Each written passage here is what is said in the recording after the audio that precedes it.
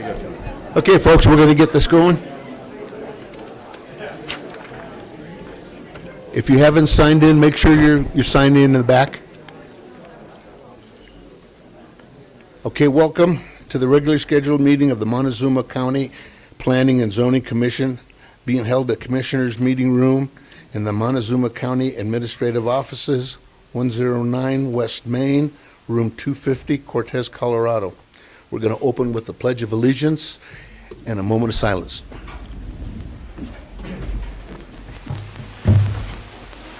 I pledge allegiance to the flag of the United States of America, and to the republic which stands one nation under God, indivisible, with liberty and justice for all.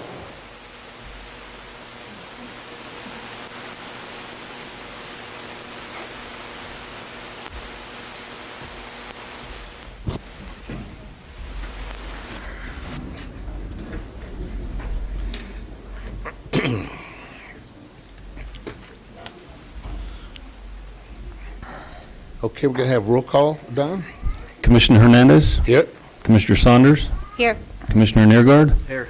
Commissioner Lentz? Here. Commissioner Armstrong? Here. Commissioner Doyle? Here. Also present are Don Haley and Jane Duncan from the County Planning Department. Please silence your cell phones during the meeting. If you need to take an important phone call, you can take it outside in the foyer. Has the Planning and Zoning Commission reviewed the February meeting minutes? Yes. Okay, I entertain a motion. I move we accept them. Okay, motion by Mike. I'll second.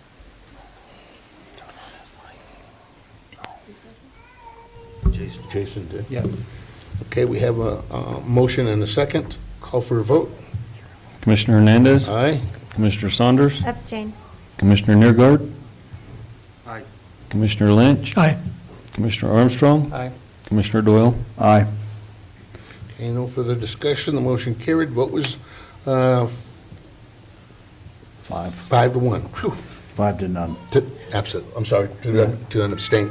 Yeah, she was not here.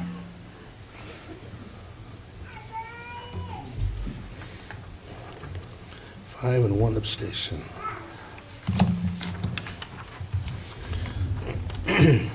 Okay, the Montezuma County Planning Commission welcomes you to this meeting. This board is comprised of members who are tasked to make recommendations to the Board of County Commissioners. We're not the decision makers. We encourage public comment after each permit. Persons speaking during the public comment will be limited to, in this case, 2 minutes, seeing the number of people we have, or at the discretion of the Planning Commission to allow all members of the public the opportunity to address their thoughts and concerns.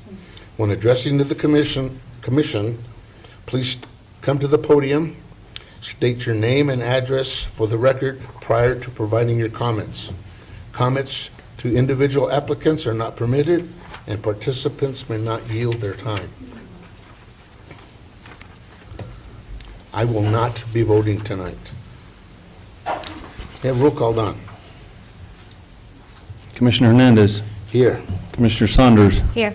Commissioner Neergaard? Here. Commissioner Lynch? Here. Commissioner Armstrong? Here. Commissioner Doyle? Here. Okay, number 1. Notice is hereby given that the Montezuma County Planning Zoning Commission will hold a public hearing for the purpose of reviewing and determining recommendations to be made to the Board of County Commissioners regarding a proposed commercial rezoning application along with a high-impact permit application submitted by the Ute Mountain Ute Tribe agent Beth Cascaddan? Cascaddan.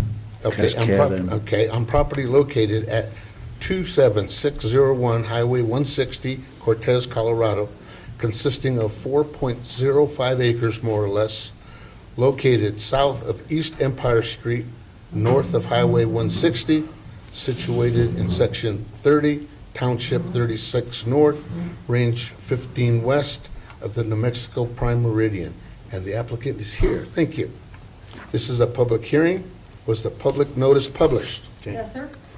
Was evidence of letters to the adjoining neighbors and mineral owners submitted? Yes, sir. Was the sign posted? Yes, sir. Okay. We have the department findings first. Sure, the applicant proposes to reopen the Mesa Verde Pottery Shop to be used as a visitor center, museum, and retail store sales to increase the local economy and an outdoor vendor village that will be open to all.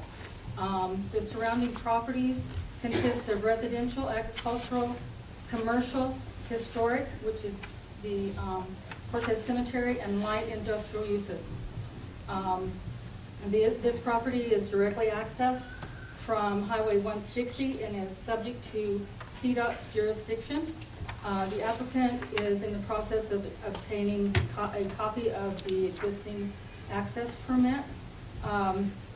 Montezuma Water Company states that they already have service there with a 1-inch commercial meter. All the other infrastructure is already in. Basically, that's it. Okay. Do you have anything to add to that? Yes. We also have Can you turn on your Yeah, microphone, please turn on Beth? your mic. Yeah, thank you. I apologize for being here. We also have the electric that's been on. We've been paying that for the last 5 years, even though the building was closed. We do have the sewer permit in place. The original driveway permit was approved in 1980. As some of you may be aware, this building was built in 1979.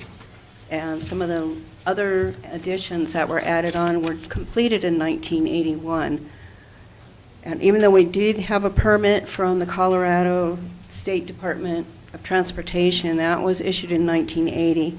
I have retained a company, Sauter Miller, to do a traffic study so that we can share that information with the planning department as well. But that's where we're at on that. But we would like to open as soon as possible. We have put a lot of money into restoration. We've had to do major roofing. I don't know, for those of you who may have driven by, it should look a little cleaner than it had in the last few years.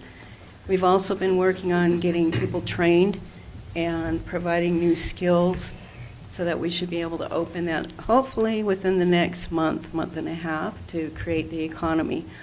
We did add a 30 by 70 covered carport area.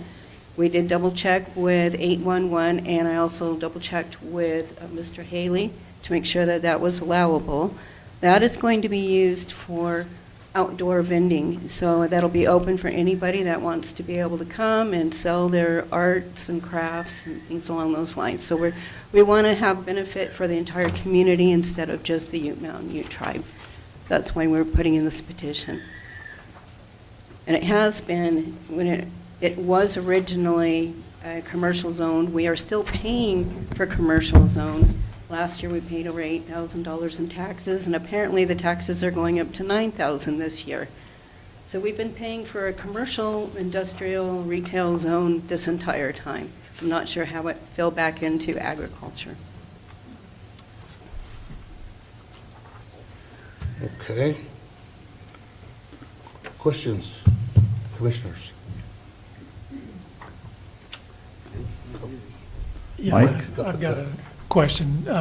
This property, it looks like this property is right up against the cemetery there, and you're proposing to have an outdoor vendor village. Do you anticipate any ways that that's going to possibly interfere with funeral ceremonies? Absolutely no. And if there's going to be a major one, we can shut that down for the day. The vendor village may not be open 7 days a week. So no, I honestly don't anticipate there's going to be that much traffic. So it's a personal concern of mine, and if I were to vote yes on this application, I think my condition would be that the outdoor vendor village would not ever allow the playing of music during their sales. There we go. Yeah, no, anytime. Oh, No music outside anytime is And- what I would prefer. okay. Is that something that could happen? We could promise no music or no sales during funerals. We could promise that. I could even shut it down during somebody's funeral time out of respect, as we should. But I was also hoping to have some music, not loud, but some drumming contest to train some of the younger ones in the traditional. But again, never during a funeral or ceremonies like that. That would be disrespectful. Would the outdoor vendors be on the west side of the property with the building in between them and the cemetery? They are on the northwest side, right Okay. adjacent to where that hand is moving on the map. So it's right abutting our other building. It's not next to the property line, and there is a fairly deep arroyo that surrounds the property that is natural with water in it at all times, so there would not be any crossover of any type.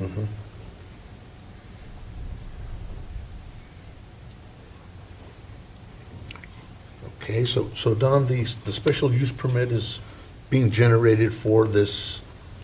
The high impact is for traffic For this mainly.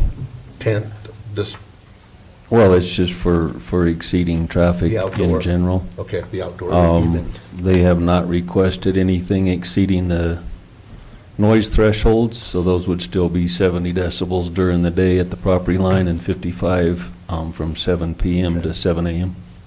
So your music is going to be, generally speaking, a native? We're going to Yes. keep it to, And that would just be like in an afternoon. so there won't be any, it'll all be acoustical, nothing electric? Right. Okay, that might help. I have a question for Mr. Haley. Don, in the application there on the threshold, it shows that according to the assessor's office, the acreage is 2.3, and according to GIS, it's 4.05. That's a large difference. Do you know what the reason is? Because the assessors have it taxed so that it's ag land outside the perimeter of the building area. GIS is right, it's 4.5 acres more or less. All right, thank you.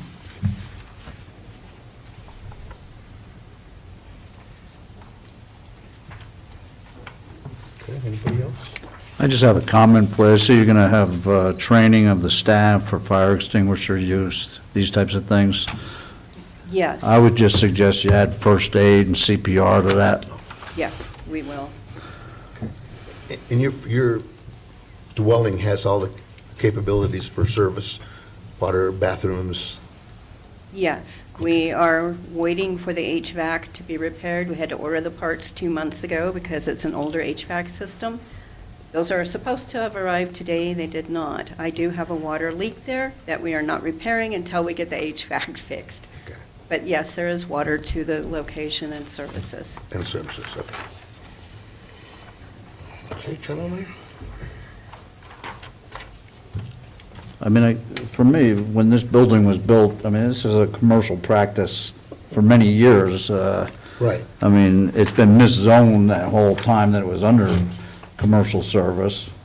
To me, if it was zoned today, commercial, would we be having any discussion here? Just out of curiosity. Right. I mean, I think not. Yeah, where it sits. I think it's been in error, and I think it needs to be corrected. Okay, nothing further? I'll This entertain a is- motion. Very important to the I'm Ute sorry. tribe to try to bring an economy back with all of what's happening with the federal funding and grants freezing and removal of grants that were existing. This is critical to our moving forward economically. Okay. Okay, we're going to open this up to public comment. If anyone wishes to speak for or against this application, come to the podium, please. Everybody's waiting. Oh, we have Somebody's one. coming up. Yes. Mr. Rice. Good evening, Commission. Ed Rice, 27980 Road M. Can we get you to speak into the microphone? Thank you. Mr. Rice. Ed Rice, 27980 Road M.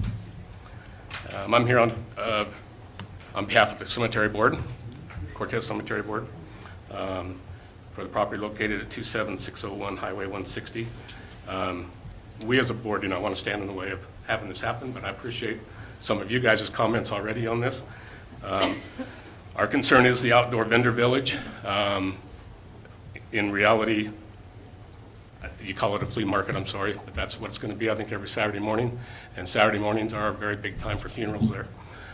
We are pretty much out of room in the cemetery in developed plots. So we've recently developed plot 15, block 15, which runs along the highway right up to the east edge of it, right up against the west edge of the said property here. Block 16 will be the next one, to the north. From there on up, what she's talking about, the area through there, there's a big draw through there. I've never seen water in it, but there's a big draw through there. From there on up, I don't think it'd be any concern, but those first 2 blocks really concern us. So because of the space, we had to start developing that. So what we would ask, I appreciate on the noise and stuff, what we would ask is that if this is approved, which we're not, like I said, we're not trying to stand in the way of that, if it is approved, the requirement be to put a privacy fence up along their west edge between their property and our property, just to hopefully divert some of that noise and commotion and stuff when we do have funerals over there. We're just starting the funerals into block 15.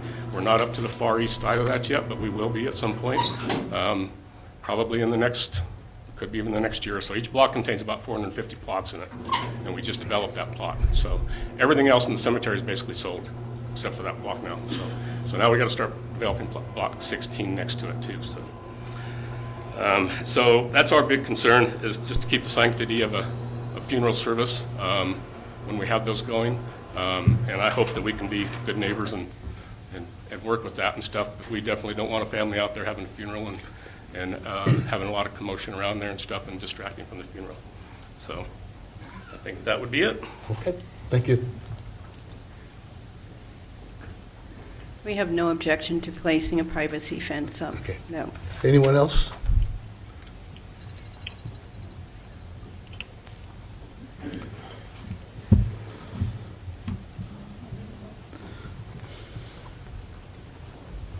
Good evening. My name is Howard Kame. Last name is spelled K-A-I-M-E. Personal address is 2302 South Broadway. Can we get you to speak into the microphone, Is please? it Mike? Okay. Thank you. Okay, What great. is your address again? 2302 South Broadway. I'm presently on the cemetery board, have been for a number of years. It goes back as far as when the Tiptons had it as a pottery place, and then the Ute Tribe had it for a while, then ceased business, and now they're reestablishing that business. And I'm going to say it's appreciated to have that building occupied again and in use. They're doing a lot of improvement to it, and so I think it's nice to have that on our east end of town as people in our town. As was mentioned, the previous speaker, we are growing to the east, having to expand the cemetery. That one new block that we put in does border the property, and then we'll, as we grow, expand more, we'll be moving east, or not moving north on our east boundary. I do appreciate Mr. Lynch's comment about the music. Yeah, I think it's one concern that we do as a cemetery board, that the possible noise and I don't say outside activities, maybe a little bit of interference with funerals that might go on during that time. I did not realize there is a decimal sound limit. I think 55, was it 55 decimals? Sir, do you know? What's that? Was the decimal limit 55? It's 55 from 7 PM to 7 AM. And then during the day up to 70? 70, correct. Okay. Just a little familiarity, possibly that's not too loud, so I mean, I think that would possibly be acceptable on our part, but we'd have to see how it goes. Sure. I guess as a board and a personal community member, I too would like to see possibly a privacy fence put up. just for the people that would be participating in a funeral at the time you'd have a venue. So that's all I have, my only comment. Okay, yes. Thank you. Thank you.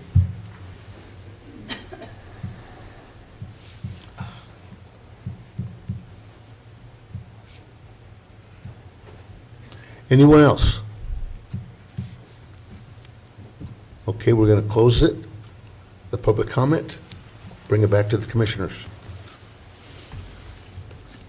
Mr. Chair, I have another question. I was going to ask the applicant, when I drive by the property, I don't remember for sure, but it seems like your property is at a lower elevation than the cemetery. It might not be very much, but is that correct, that it is a little bit lower than the cemetery? Might be a little bit, but they don't actually run contiguous. As I said, there is that arroyo or the draw in between, so it's kind of hard. It does look like the cemetery's up a little bit higher. Yeah, so that would be a concern for me in that how effective a privacy fence would be. I imagine it would depend on the height of the privacy fence. A 6-foot privacy fence, I would have a concern because of that difference in elevation. Could we, because we're not allowed to build too close, would we be allowed to build a privacy fence right along the edge, or do we have to have that setback There's no setback for a fence. from the site? Okay, Correct. all right.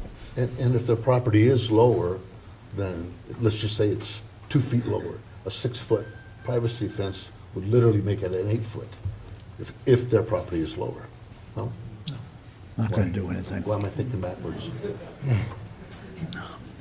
As far as noise goes, not the physical activities of the fence, but as far as noise goes, because noise does not travel up. In my opinion, that's not a correct way to think about it. Okay? If you don't mind another comment then to add to that. Well, we had one, Ed, so. Our plan is also to put a tree row along there that would help out with that too. Okay, thanks. Okay, then I'm thinking backwards. All right, anything else?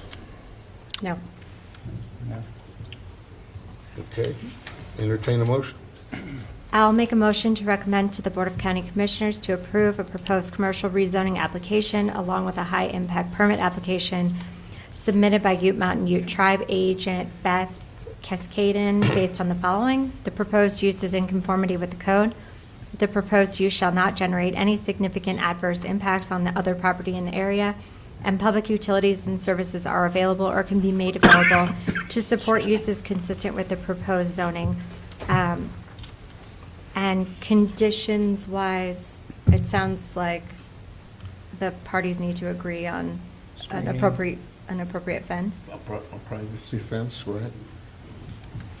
And there'd be acoustical music only, so no electric music. In other words, the indigenous drumming and so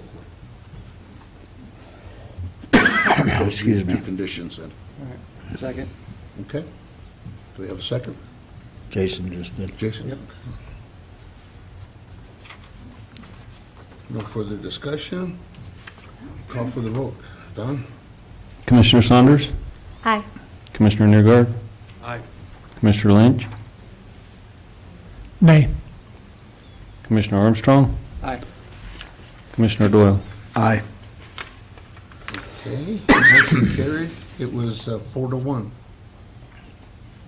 We're good. Congratulations. Thank you. Thank you.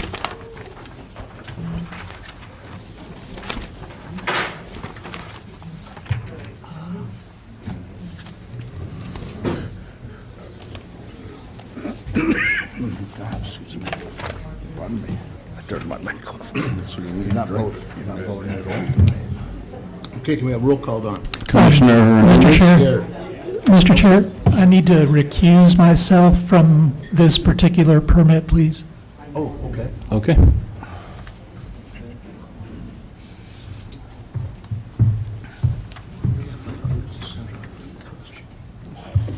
This is Mikkelson.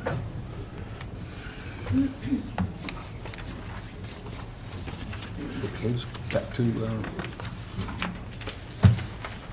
the roll call now. So Mike is out. All right. Commissioner Hernandez, I'm here. Commissioner Saunders, Here. Commissioner Neergard. Here. Commissioner Armstrong. Here. Commissioner Doyle. Here. Okay, number 2. Notice is hereby given. The Montezuma County Planning and Zoning Commission will hold a public hearing for the review and determination of a proposed subdivision amendment application to lot north of the Hema-Casey Subdivision. Oh, sorry. I turned it off. We'll start all over again for those that... Notice is hereby given that the Montezuma County Planning and Zoning Commission will hold a public hearing for review and determination of a proposed subdivision amendment application to lot north of the Hema-Casey Subdivision, submitted by Waldey Harris Mikkelson Family Trust, agent Michael Mikkelson, on property located at 14902 Road 29.75, Dolores, Colorado, consisting of 20.32 acres, more or less, located east of Road 29.75, south of Highway 184, situated Section 33, Township 37 North, Range 15 West of the New Mexico Prime Meridian. This is a public hearing. Was the public notice published? Yes, sir. Evidence of letters to the adjoining neighbors and mineral owners submitted. Yes, sir. Was the sign posted? Yes, sir. Okay, we have the applicant here. Great. Planning Department findings, please, Chair. Sure. This property is located in the Hema-Casey Subdivision, which is a 2-lot. Sorry. This property is located in the Hema-Casey Subdivision, which is a 2-lot subdivision. The applicant is proposing to amend Lot North of this subdivision into 4 lots. This will result in taking the subdivision from 2 lots to 5-lot moderate subdivision. The surrounding properties consist of agricultural and residential uses. The area is a mix of large and small parcels and several subdivisions. The current driveway access is off of 29.75, and any new driveway accesses will be required to be permitted with the County Road and Bridge Department. There is infrastructure because there is a residence on there already. Montezuma Water Company has a 4-inch main line on the southeast corner of Road 30 and 29.75. The customer has, which is Mr. Mikkelson, has also discussed paying for a 4-inch main line extension along Road 29.6. If Mr. Mikkelson does pay for the extension, then at that time the water would be available for his new parcels. A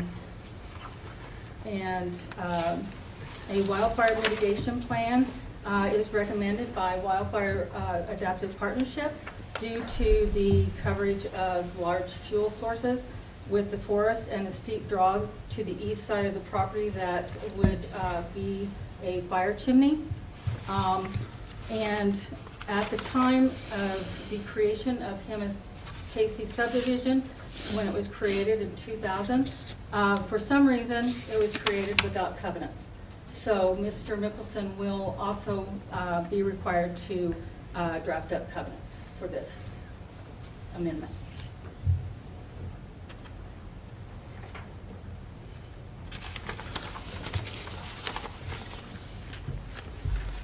Do you have anything to add to that? I don't. Okay, great. Commissioners, questions?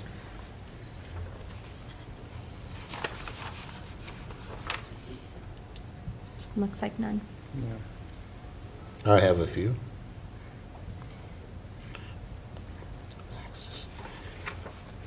The lots, the existing lot, which is on the 6 acres that currently have access off of 2975, right?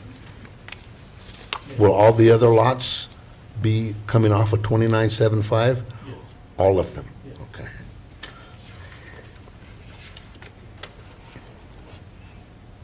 And then, as Jane said, you're bringing water to the site? Yes. Okay. There is water on the proposed, there is water on the 6-acre lot itself, of course, because it's on there. And then there is a place for it already on the north lot. We will be, we'll be bringing in the water from 26 there to the bottom 2 lots. Okay. Okay. Is that the 4-inch line that actually runs that 6 acres? Or- Yes, yeah, Okay. it stops right there. That's why we have to go ahead and come in from 26 over to get to those bottom 2. Okay.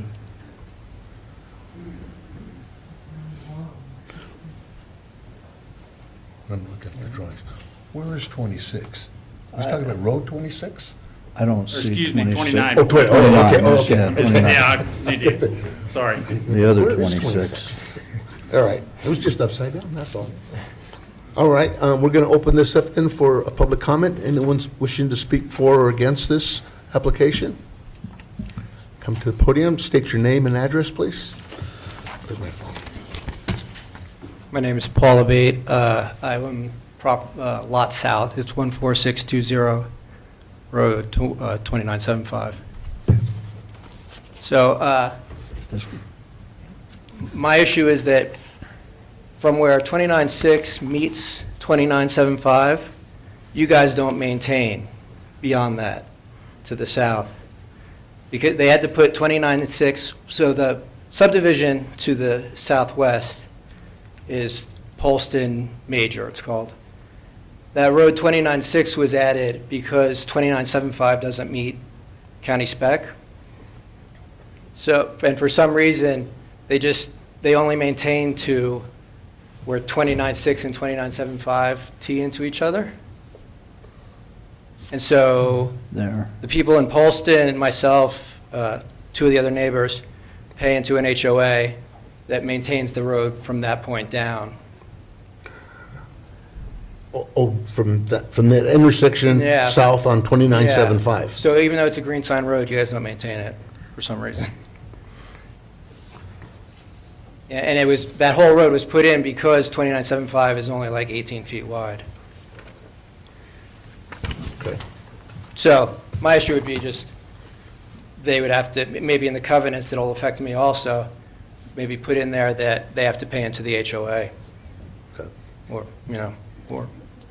but even though in the building code it says that the lots, that every subdivision has to every lot has to access a county spec road, and so that's not a county spec road.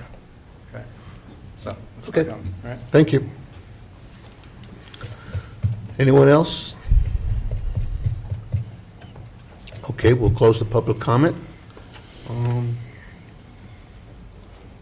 On that question, Don, then the road's going to have to be 2975, 60-foot road, right? It's an adopted county road, it is what it is. So even the improvement, not going to, I don't know if it has a 60-foot easement or not, but it's an adopted county road, so we don't review those. That's reviewed by the Road and Bridge Department.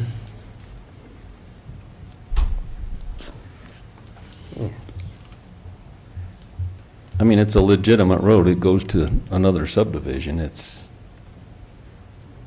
I don't know, it's because it's black outline, black dashed means it's minimal maintenance versus full-time maintenance. the width.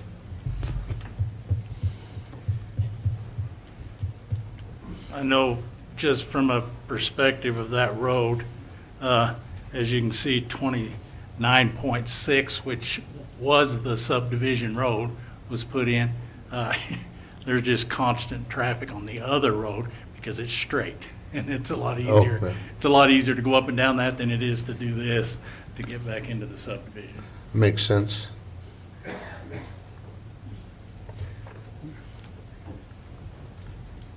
Well, if it's a county road, then they're gonna maintain it.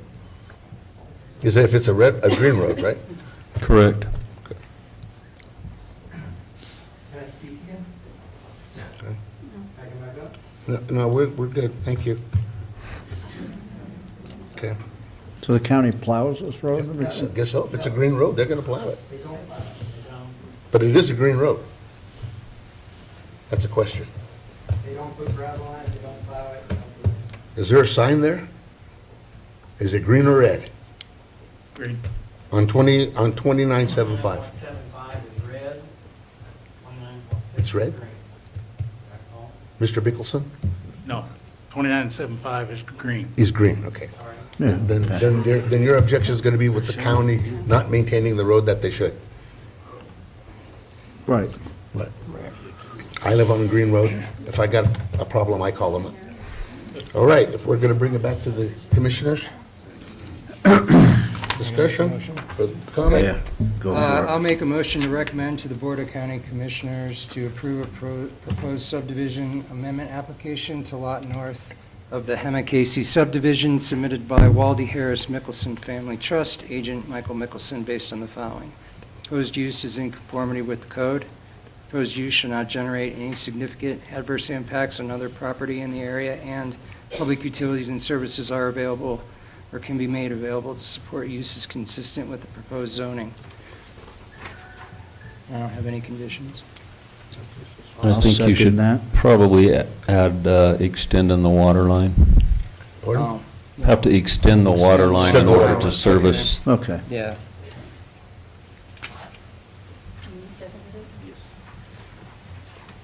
And Ted second, okay.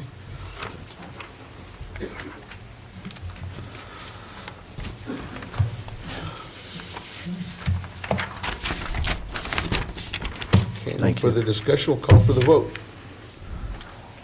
Commissioner Saunders, Aye. Commissioner Nergard, Aye. Commissioner Armstrong, Aye. Commissioner Doyle. Aye. Okay, motion carried. It was unanimous. Good luck, thank you. Okay, thank you.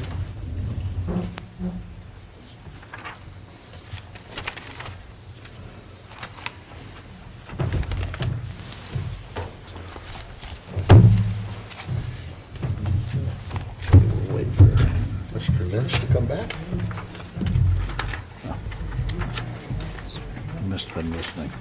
Pardon? You must have been listening.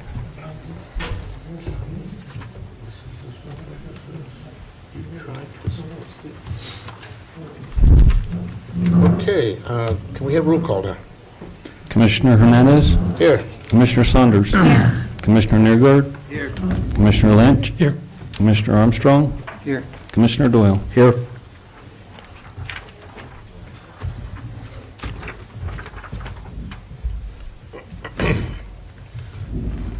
All right, number 3.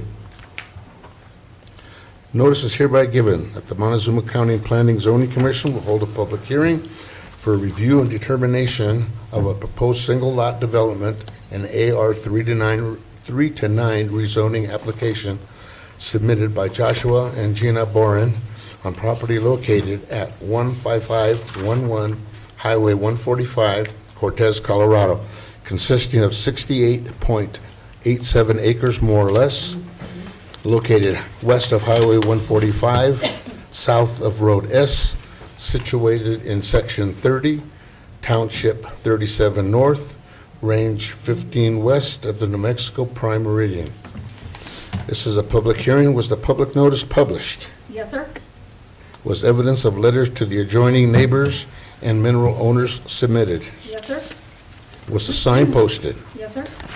Okay, applicants are there. Great. Planning Department findings, please. The applicants propose to create a single lot development consisting of 6.22 acres, more or less. The remaining acreage will be 62.65 acres, more or less, and will continue to be ag uses. The surrounding properties consist of agricultural and residential uses with commercial properties in the immediate area. There are also several subdivision parcels as well. No driveway permit is required from the county road department due to this property accessing Highway 145 and falls under the jurisdiction of CDOT. All of the infrastructure is in place due to residents already being on there. Montezuma Water Company said that they have a 4-inch main line on the west side of Highway 145 and currently provides water to that address. Wildfire Adaptive Partnership has recommended a waiver from a comprehensive wildfire mitigation plan due to the low wildfire risk, and it is mainly agricultural uses with very few trees and shrubs. This also, because it is falls under the subdivision criteria, it will also have to have covenants developed for this parcel. Okay. Do you have anything to add to that? No? No, I don't have anything. Okay. Other than the fact that we are the neighbor on every side. Okay. Commissioners, questions? Where's the access to the new lot going to come from? Yeah. There's already existing access to our other homes, right there, yeah. Okay. There is actually an existing entrance off the highway there too, but of course that would have to go through the highway department. Okay. And where does that leave the access to the 62 acres? Shared driveway. Okay.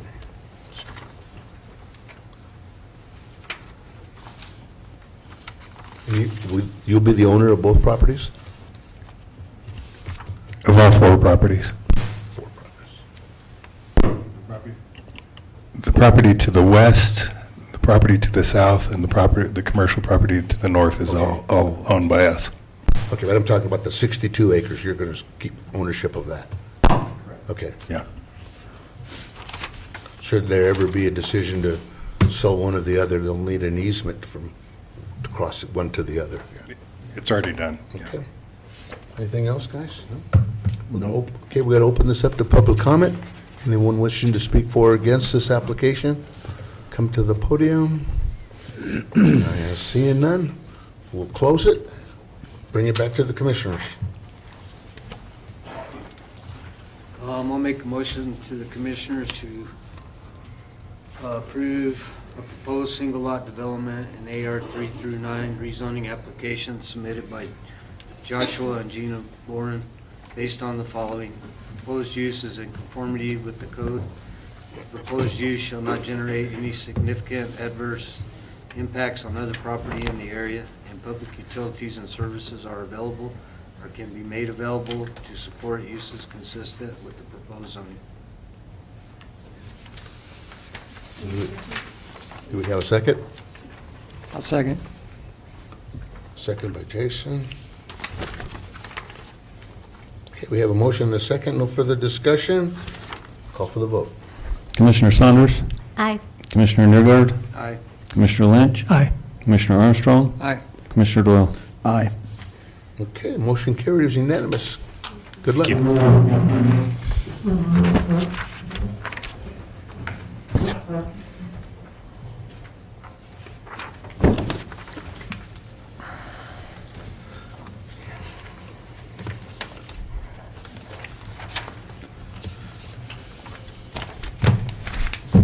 Okay, roll call, please. Don. Commissioner Hernandez? Here. Commissioner Saunders? Here. Commissioner Nergard? Here. Commissioner Lynch? Here. Commissioner Armstrong? Here. Commissioner Doyle? Here. Okay, number 4.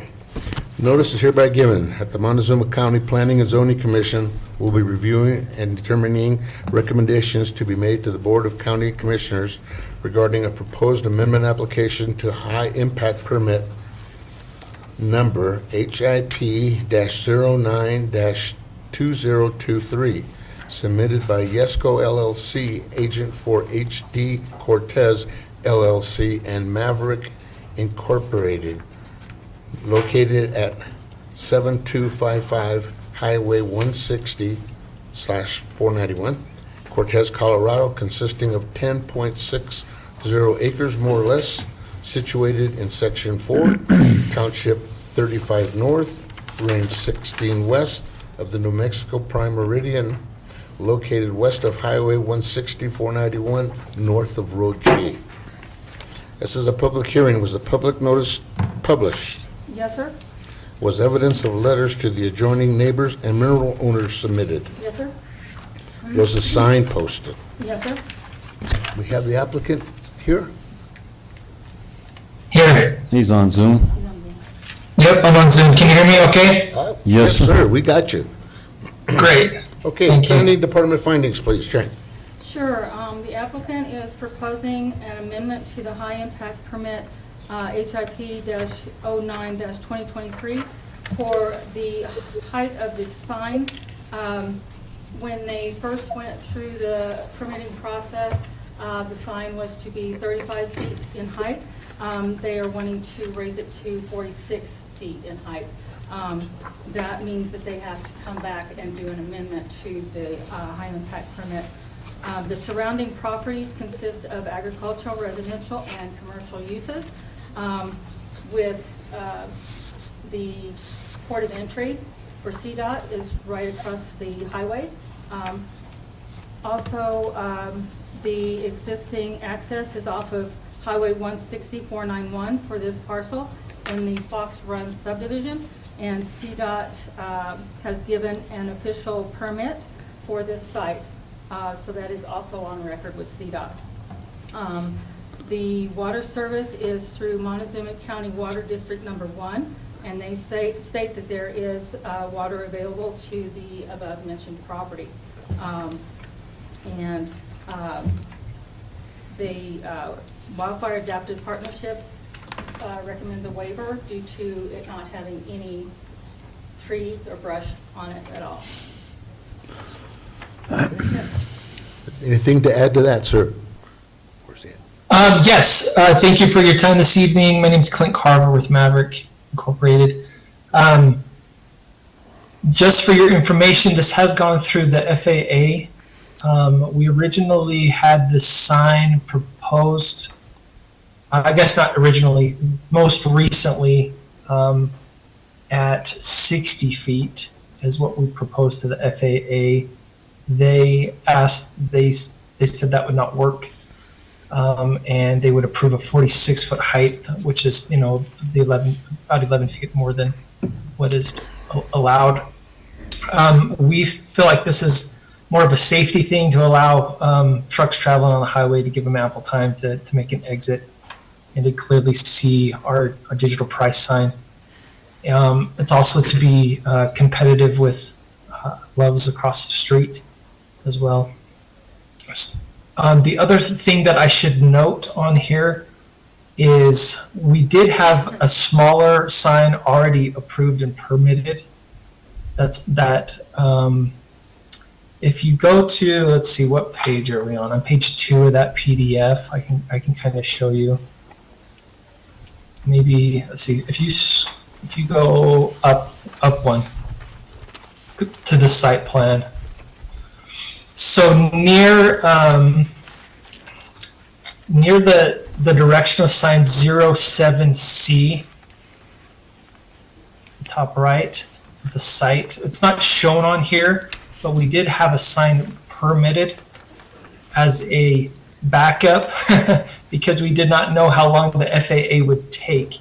Our intent, if this is to be approved and proceed, would be to not build that sign and to just proceed with the one currently proposed on the screen. Happy to help answer any other questions.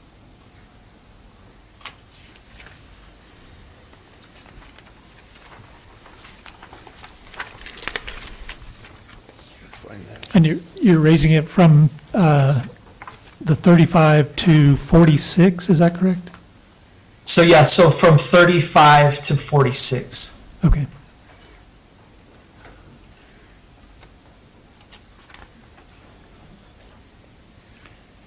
So when the number 1 is depicted, that's your first choice? Is that correct? Sorry, say that again, having trouble hearing you. Where number 1 is depicted, that's your first choice? That's where the sign's proposed? Correct. Okay, the Correct. backup would be Yep. the other end of the property? Correct. Okay.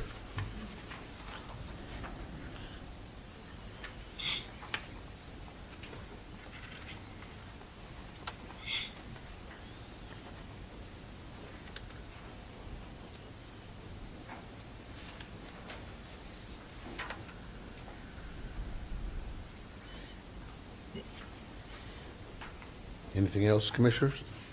No? Okay, we're going to open it up for public comment. Anybody wishing to speak for or against this project, please come to the podium. State your name and address for the record.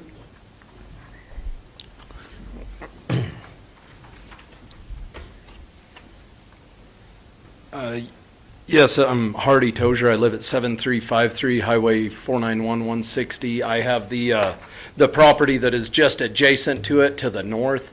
I was wondering, after kind of having to live through all of the construction so far of the building of it, the truck traffic out there has been just like the gravel trucks and everything coming in there, and their Jake brakes and everything. I don't know, is there any way that we can try to do or how do I go about trying to propose for like a no engine brake zone through there or something? Because it was, I mean, I saw multiple like almost accidents right there from just the belly dumps pulling in there and stuff. But I didn't know where I would be advised to try to take that. I'm not opposed to the sign, because anything to try to give people more notice that the store is there, then that would maybe cut down on one of my concerns here. But I didn't know where I could be advised to kind of go with that lead. Okay. From you guys. And then I just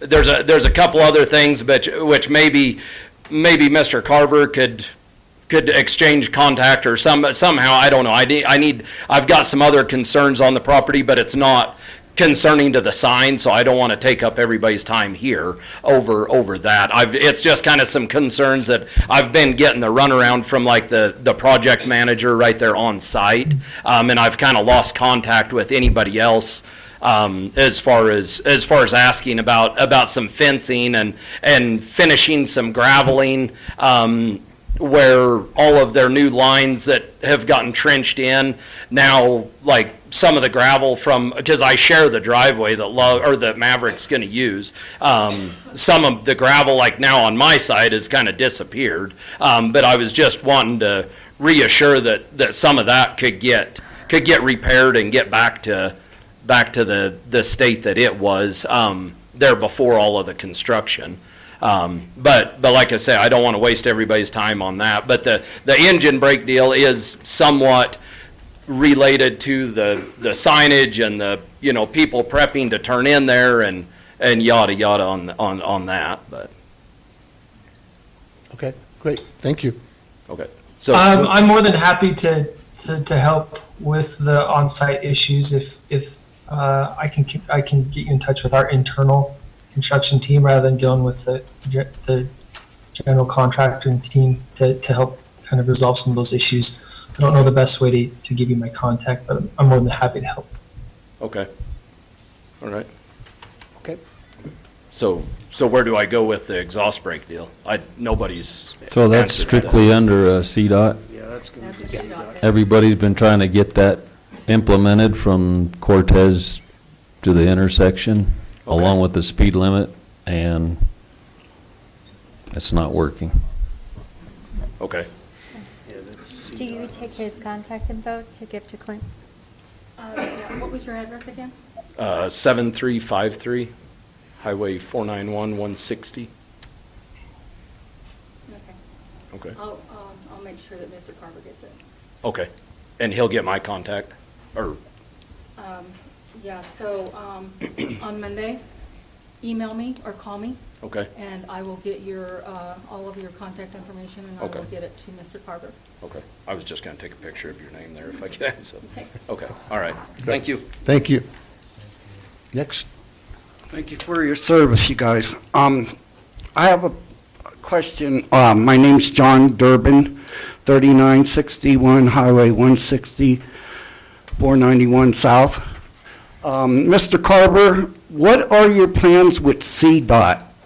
That highway down there is a killing road. We need deceleration lanes and turnouts. You're going to address your comments to us, okay, not to Okay. Mr. Carver. Thank you. As commissioners, do you guys have the plan from CDOT? Because they got to do something down there. Yeah, we really don't have anything to do with CDOT. CDOT. Yeah, it's going to be CDOT. And I'm sure CDOT looked at this application when it first came in, right? Oh, yeah, They they've got a bought off on CDOT it. access They permit, so bought it's off all on it. approved. It's all approved. I've never seen it listed or anything. Well, CDOT access permits are strictly with CDOT. Yeah, they don't have anything to do with the county. So in other words, there won't be turnout lanes. We'll just have to see people rear-ending each other on that, the turn into Maverick. I don't remember if there was, Don. Wasn't there So, decelerations? I guess just to clarify, all we're looking at is them putting a 11-foot higher sign. Okay. They cite the building, the road, the access, everything's all approved. It's almost built, so we're kind of getting derailed. So that's what we're concerned with right now. What you Okay, can do, but- though, what you can do is contact Don, and see Not what. Don, contact No, CDOT. no, CDOT. Yeah, calling CDOT's like calling the We government did in approve- Washington. We did approve this. We approved the I construction. mean, they don't do anything for south of town. We need turnout lanes on all the county roads. And, But what, okay, I got you. Okay. But what I'm asking, Don, is we did approve this, and I thought the original drawings showed a deceleration lane, at least on one, going south. And that's all I was saying, that he could come to you and look at those original drawings. We don't have those. because it's going to be sketchy, you guys, because there's a traffic light at Love's, and that's just north of there. So they're going to have to do some major engineering. All of CDOT, that would definitely be all of them. Yeah. So Okay, can you guys shake up CDOT? We can't, unfortunately. We do not have any control they have a over bigger hammer CDOT. than we do. Okay, Thank you, thank you. We have no jurisdiction over CDOT. Okay, any other comments?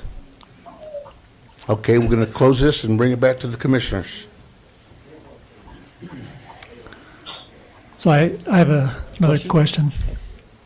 Mr. Haley, this is, I guess, a learning opportunity for me because I think the sign height is, as I understand it, it's falling under the second standard, which is maximum building height. Is that correct? That's correct. Okay, so up until this point, I was under the assumption that that was building structures and that it didn't apply to other things that were on the property. And so what I'm learning now is that the word building actually should be structure because it applies to more than just buildings. It applies to signs, antennas, whatever. Correct. Okay. All the cell towers fall under the same guidelines for a high-impact permit because of their height. Okay, thank you.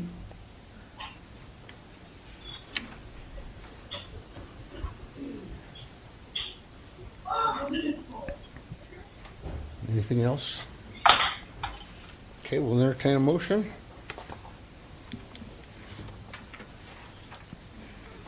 I'll make a motion to the commissioners to recommend the proposed amendment application to high impact permit number HIP-09-203 submitted by Yesco LLC, agent for HD Cortez LLC and Maverick Incorporated, based on the following. The proposed use is in conformity with the code. The proposed use shall not generate any significant adverse impacts on property in the area, and public utilities and services are available. that can be made available to support uses consistent with the proposed zoning. No conditions. No condition? No conditions. Do we have a second? I'll second. Okay, we have a motion and a second. There were no conditions. We'll have a vote now. Commissioner Saunders? Aye. Commissioner Newgaard? Aye. Commissioner Lynch? Aye. Commissioner Armstrong? Aye. Commissioner Doyle? Okay, the vote carried and was unanimous. Good luck, sir. Thank you. Thank you very much for your time.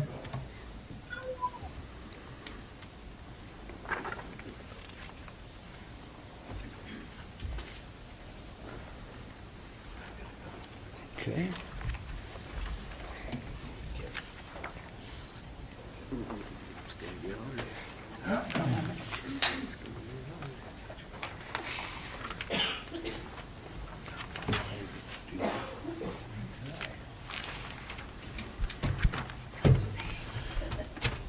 Okay, can we have roll call, please, Don?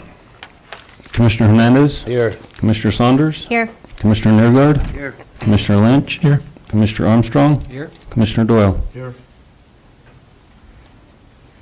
Okay, number 5.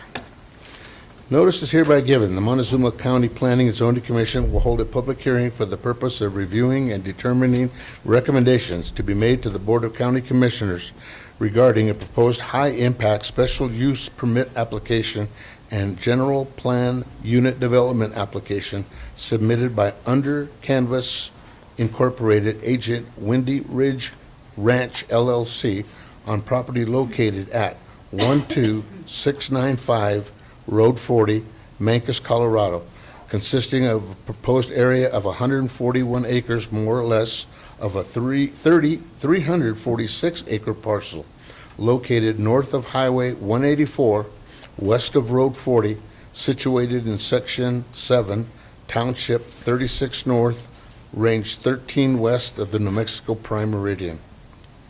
This is a public hearing. Was the public notice published? Yes, sir.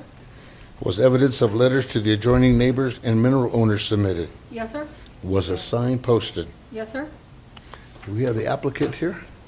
Sir. Okay. Come on down.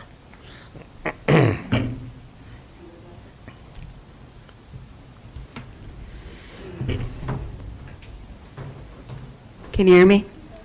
Yes, ma'am. I'm Jamie Schmidt. I'm with Under Canvas. This is Kim Perdue, our land use attorney, and that is Riley Schenk. He is with Set Engineering. He's our traffic engineer.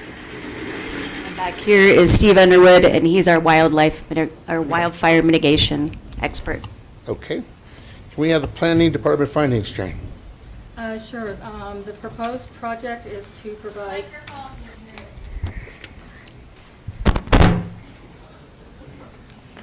The proposed project is to provide guest accommodations in a unique overnight guest ranch facility with individual sleeping quarters along with supporting communal infrastructure.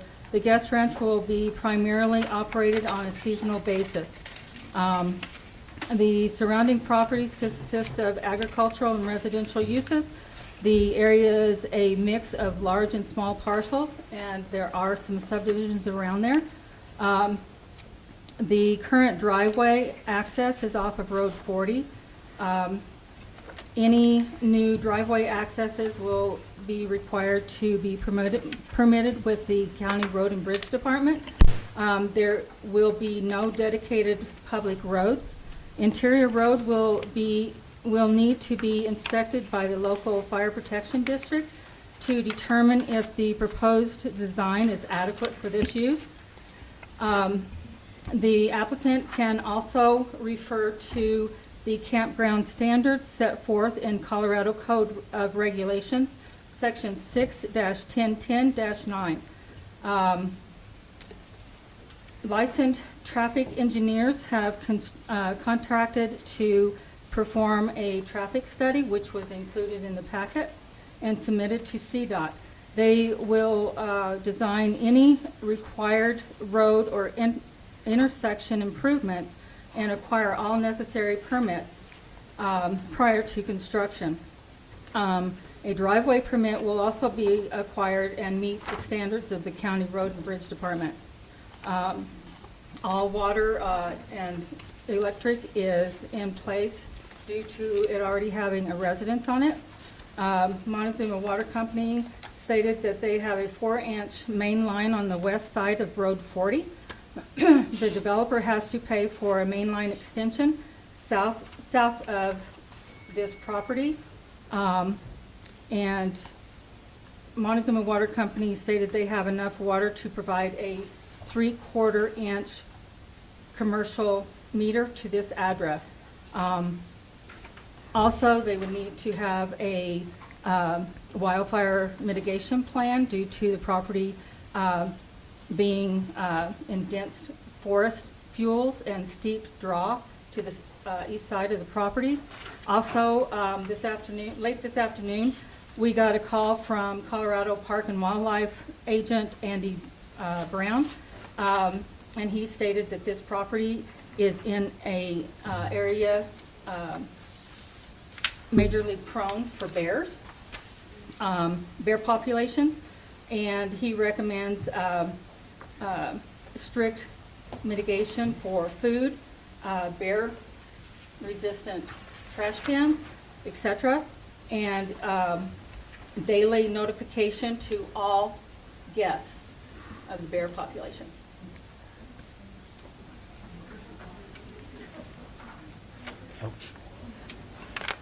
Okay, you have anything to add to that? Yes, I do. Okay. I just wanted to thank you guys for your time tonight. I appreciate it. It's kind of a big project, so I'm sure there's a lot of thought going into this. I wanted to kind of focus on some of the community concern that we've been hearing. So one of the first things that I want to talk about is the project timeline for transparency purposes.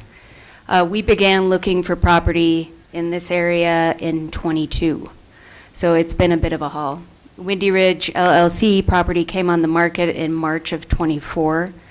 The property went into contract with an alternate buyer looking to develop a subdivision and fell out of contract 2 months later. Under Canvas came in and entered in a purchase agreement in July 2024. The property due diligence took nearly 5 months. Community outreach, which I personally did, I spent a day downtown talking to business owners and individuals, and most of it was well received. PUD and Please. Let her speak. The PUD and HIP SUP application was submitted in January 2025. We received notification of the PC meeting on January 30th. We noticed the community on February 24th, which was the legal requirement. Typically, I hold more community meetings, but we only had a few weeks in between each phase, so it was difficult to coordinate. A little bit of under Canvas history. The original founders are a Montana couple. They opened the first Under Canvas Guest Ranch in Montana in 2012.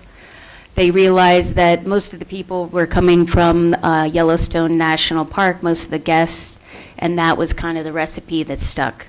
They bootstrapped 5 more camps, all next to national parks, over the course of 7 years.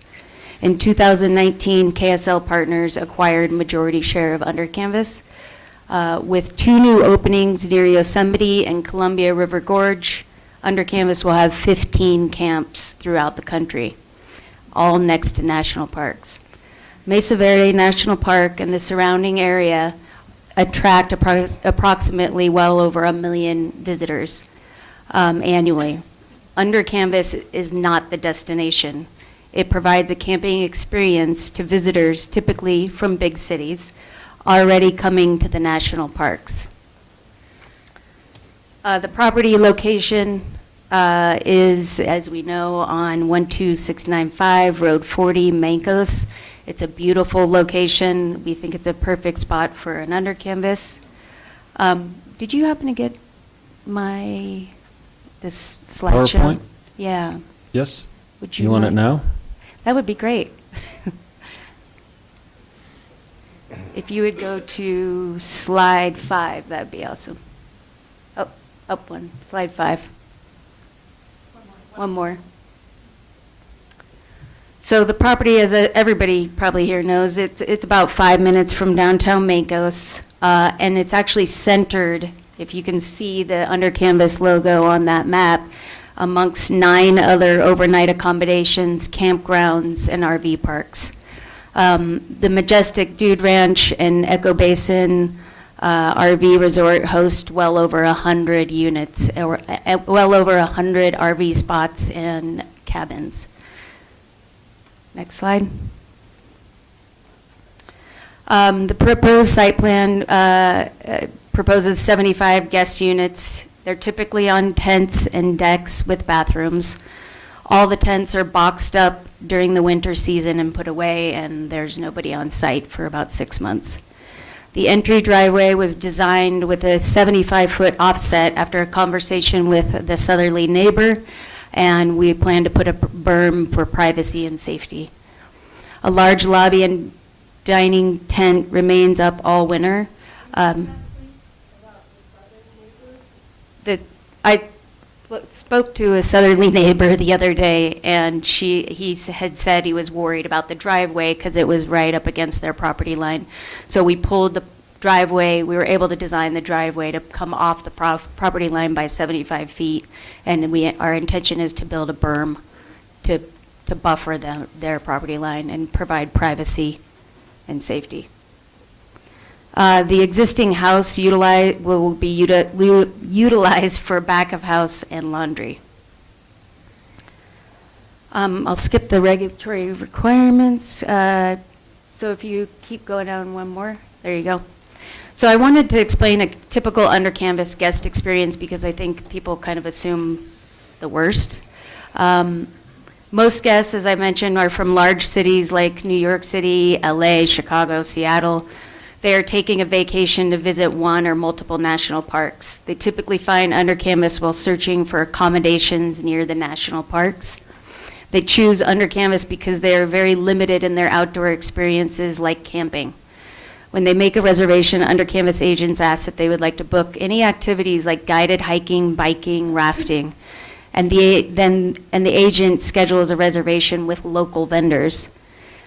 Example of what a typical under canvas guest experience at the Mesa Verde National Park under canvas would be: a family of 4 arrives into the Durango airport. They ride the train, they walk Durango downtown. They arrive at under canvas early evening, eat dinner and s'mores, and pretty much everybody's in bed about 9 p.m. and it's silent at the property. Up at 8 a.m., they eat breakfast, leave for Mesa Verde for a guided tour. They then leave Mesa Verde, they go into Mancos, have lunch, tour the shops, galleries, take a guided horseback ride or hike in the afternoon, and then they return on their canvas in the evening, eat dinner, s'mores, and in bed again by 9 because they're exhausted. Then they leave for the airport or the next national park in the morning. Under canvas guests typically leave in awe of their experience and have a newfound respect for wildlands, wildlife, and our national parks. And part of that comes from sleeping in a tent with cold air and the sounds of nature. The under canvas, next slide, please.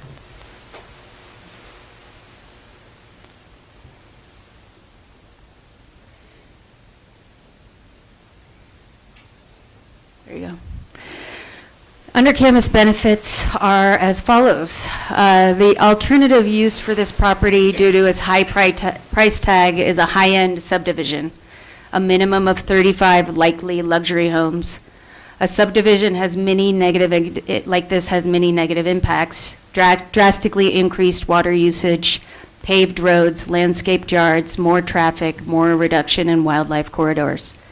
Typically, these homes are purchased by second homeowners whose only net benefit to the community are property taxes. Under canvas camps are seasonal and have a light footprint by nature. Low water usage and wastewater production from pull chain showers and low flow toilets. Little to no permanent structures, hardscaping, or landscaping. While if you draw a circle around the camp, that's 140 acres. The total collective post-construction footprint of all the site features is 4.46 acres, or 1.26% of the total 346 acres. This includes roads, cart paths, lobby tent, communal lounging area, guest tents, kitchen, and bathroom units. Undercanvas also partners with local outfitters and food vendors. We, in my mind, this is strictly my opinion, but Undercanvas is an ideal partner for cattle ranching. We have a lease with a 5-generation ranching family in Paradise Valley, and they continue to run their cattle on their property while leasing land to Undercanvas. We have multiple UC sites with cattle grazing leases on them. We employ up to 90 seasonal staff and 3 full-time. We pursue local staffing. We provide housing for staff year-round if committed to the following season. And that housing is provided through 5 to 7 local home rentals, which would likely be in Cortez. Undercanvas would pay lodger's tax, state and county sales tax, and property tax. We are also in discussion with a local contractor, Walter Everett, for the camp construction, as well as a grazing lease. We also are investing in the community with traffic safety, with turn lane construction. Reducing wildfire risks with implementation of a long-term wildfire mitigation plan, which on the property, there currently isn't any wildfire mitigation. Oh, yeah. And then also, we have, all of our camps are in remote places, so we do have wildlife concerns. We have moose in Montana, bears. We do not allow any food in the tents, and we have bear boxes near the lobby area for trash. So we understand that whole phenomenon, and we educate the guests on those issues. I'm going to let you speak to the code and the land use requests. Sure, I don't want to, thank you. Thank you, Commissioners. I don't want to take everyone's time by going line by line over the application and criteria requirements, but I would like to focus on a couple pieces, in particular water. We were very pleasantly surprised that we would be able to receive a treated potable water source in adequate quantity from Montezuma Water Company from their 4-inch main line off Road 40. With apologies to Don for the relatively late notice, we did submit a more final water plan. If the commissioners recall, at the time of application, we were looking at possibly Montezuma Water Company, possibly Mancos Rural Water, possibly a commercial well, which we had provisional approval from the Division of Water Resources. Fortunately, with the Montezuma Water Company source, that's probably going to be the only supply that we're going to need. Our estimated water demand is about 100 gallons per day per tent, so 7,500 gallons. We're proposing to put in the three-quarter inch line that will run to about a 10,000 gallon holding tank, and then from there on be distributed with pressure throughout the site, and then disposed of through the CDPHE approved wastewater system. And we just today submitted confirmation from the CDPHE Water Quality Department that most likely they're not going to do any pre-construction permitting. There would just be a post-construction inspection process. But out of an abundance of caution, we're requesting CDPHE's review of our site-specific plan, which is getting underway. So we feel like we have a low impact and responsible water source. I know 7,500 gallons a day is quite a lot of water, but the Montezuma Water Company's capacity is 4 million gallons per day, and that's expanding to 6 million gallons per day. So we don't foresee any shortage or problems with a really relatively simple water distribution system. I'll let the engineers touch briefly on the proposed traffic improvements to the 140 Road 40 intersection. Thank you, and thank you to the commission. Speak a little louder. My apologies. So to give the commission a brief history on our scope of work, we were tasked with quantifying the traffic counts that both exist currently at the intersection of County Road 40 and Highway 184, as well as quantifying the anticipated traffic that will be generated by Under Canvas's development. We worked in coordination with CDOT to follow CDOT's traffic standards to determine what types of improvements would be needed at that intersection. The way that process works is we started by generating traffic counts in October. Based on those October counts, we were able to apply a peak seasonal factor, understanding that sometimes of the year see more traffic than others. In this case, the peak seasonal time was around June, with about 108% of traffic compared to October. Once that peak seasonal factor was applied, our next task was to quantify the amount of traffic that would be generated by Under Canvas's development.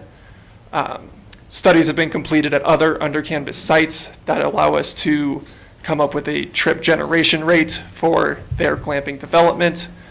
That is based on a per unit count. So instead of saying, for example, that the site is guaranteed to generate X number of trips, it's based on trips per unit. So what those studies show is during peak hours, peak traffic hours, we can anticipate to see about half or 0.5 trips per unit.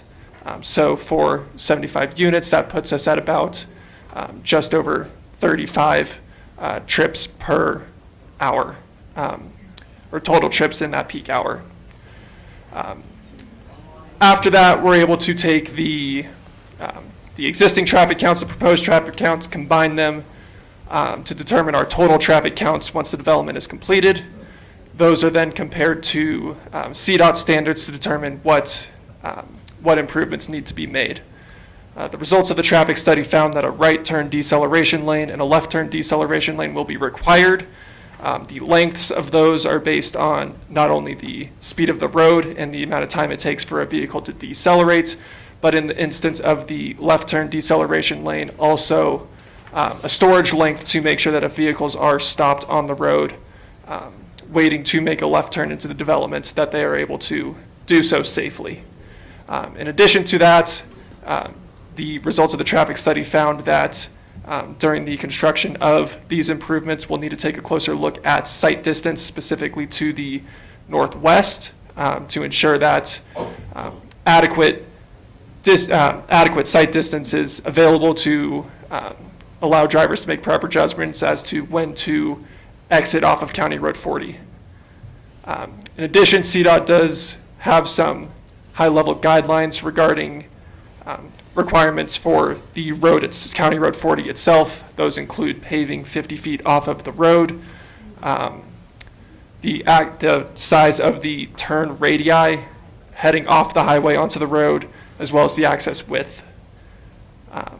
Beyond CDOT's requirements, as we go through the more stringent parts of our design process, we are going to take a look at things like drainage, clear zones, to make sure that we make this intersection as safe as we possibly can.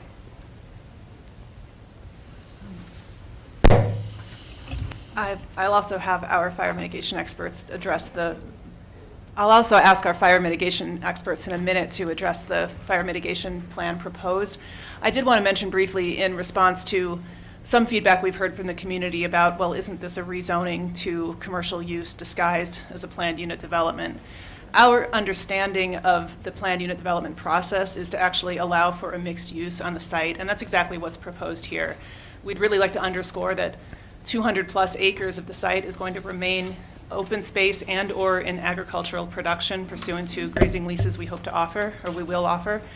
And the remainder of the site, while a commercial operation in terms of a recreational campground use, is also very much intended to remain in character with the community, in contrast to a rezoning to commercial use, which would then attract a larger scale industrial or commercial use that could really potentially change the character of that community year-round.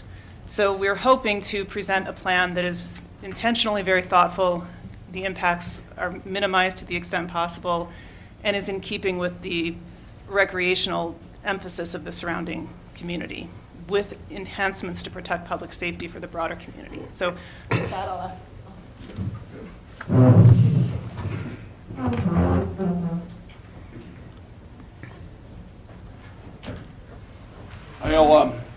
I'll introduce myself. I'm Steve Underwood. Many of the folks here know me. I retired in 2017 from Mesa Verde. I was a federal fire chief there.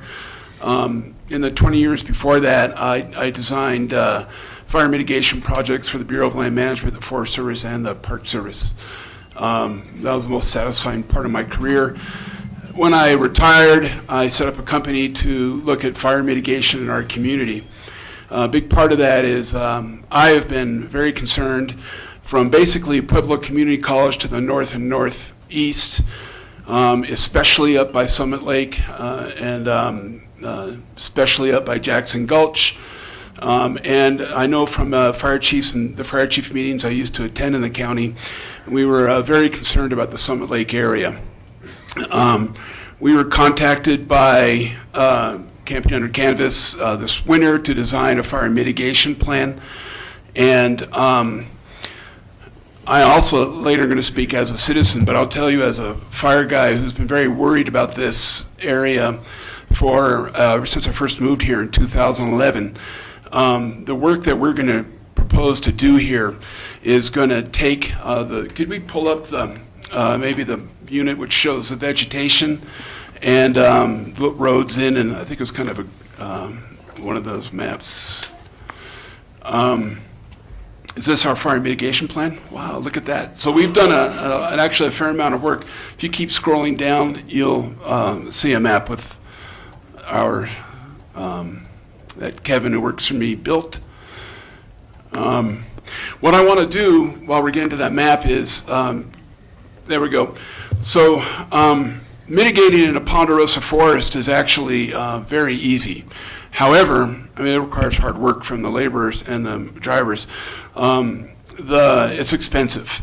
And so this particular parcel had an agreement with NRCS, and I believe it was NRCS in the past, to treat 60% of the treatment would have been paid for by NRCS, and it did not happen. The per acre rates are high in Ponderosa. And what we do is, pretty simply, is we get rid of the understory. The understory is oak brush, it's ceanothus, it's serviceberry, it's a lot of pinyon on juniper. In a natural setting, that stuff never would have existed in the understory of this forest. It would have been burned by frequent low-intensity fires started by Native Americans or by lightning. In this case, what's happened is through a variety of reasons, this layer has grown up. And as folks will tell you here, and many who've heard this pitch before from me, that this brush gets covered with dry pine needles. And I've got pictures in the plan that we can look at if, and I know I've shown these folks in here, when those dry pine needles, it gets draped from top to bottom.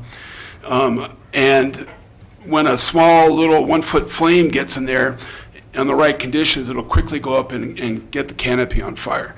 That's why all the fire folks are concerned about these neighborhoods. And so what Camping Under Campus is offering is to essentially take this stuff out of the high fire danger with 8.9 foot flame lengths that will, as you can imagine, that'll quickly carry it up into the canopy. And on a windy day, and what I'm concerned about are the 40-mile-plus-hour wind days, which are not that common here, but when they happen, they will push the canopy, fire up into the canopy. And so then what we do is, and I've done fire modeling using the Behave Plus fire program. We're also working with Fuels Vegetation Simulator. Both of these are treatment models. Behave Plus predicts that after I do this treatment, and this has been borne by my 32 years experience, born to be true, we will lower the 8-foot, 9-foot flame lengths, which actually would be higher, but that's what the model shows, to 1.9. It's 8.6 to 1.9, I believe. My number's a little fuzzy. And then a 1.9 flame length is very easily catchable. And so these polygons here show that we will be providing kind of some of the same work I did for the 38-7 community. We will be widening the roads in those yellow polygons. And we will be, if anybody wants to see what it'll look like, maybe with permission, I'm not sure, you could go look at 38-7. So we basically take about, except we're doing wider, we would be putting a 50-foot boundary on those, and it would be thinned out. And then I've furthermore increased the boundary on the south side there, where and that's because if you look, there's a canyon to the west and there's a canyon to the southeast. Those canyons are chimneys which are thick. You can just look at the photos and see how thick it is. And my old boss with the BLM used to call them wicks to carry fires. And so by expanding that, we increase where the purple boundaries are. We're going to be increasing the protection for the campers from fires that start without. And then part of the fires we worry about in all these areas outside of the place are people with barbecues, people with catalytic converters, kids playing with matches, any power lines, and then home fires. So the more likely source of fire is going to be from without this place. In the orange polygons there, Kevin added, I believe it's a 100-foot diameter around each proposed structure site that will be mitigated to the wildfire adapted, the fire-wise standard for Zone 3. And that's following the county provisions with it. The yellow and to a lesser extent will be, the purple will be a 3+, but the yellow will be at a Zone 2, which requires, is fairly, very open. So in essence, this property is going to be adding a lot of protection, a lot of places for firefighters to catch a fire that's coming up in those canyons. We are also in discussion to increase the work, and basically this would become an area that would be would provide a lot of protection to the neighbors in the community. And so in my initial hearing about this, I was like, yes, this would be the, I guess, about the biggest project. We've done 200-acre projects. We've done work in subdivisions in Durango. I've increased protection for probably a couple hundred acres and over 400 homes since I retired. And this would add so much protection to everybody to the east and the northeast, and there's a lot of subdivisions around there that would benefit from the work being done under this funding from Camping Under Kansas. Good, thank you.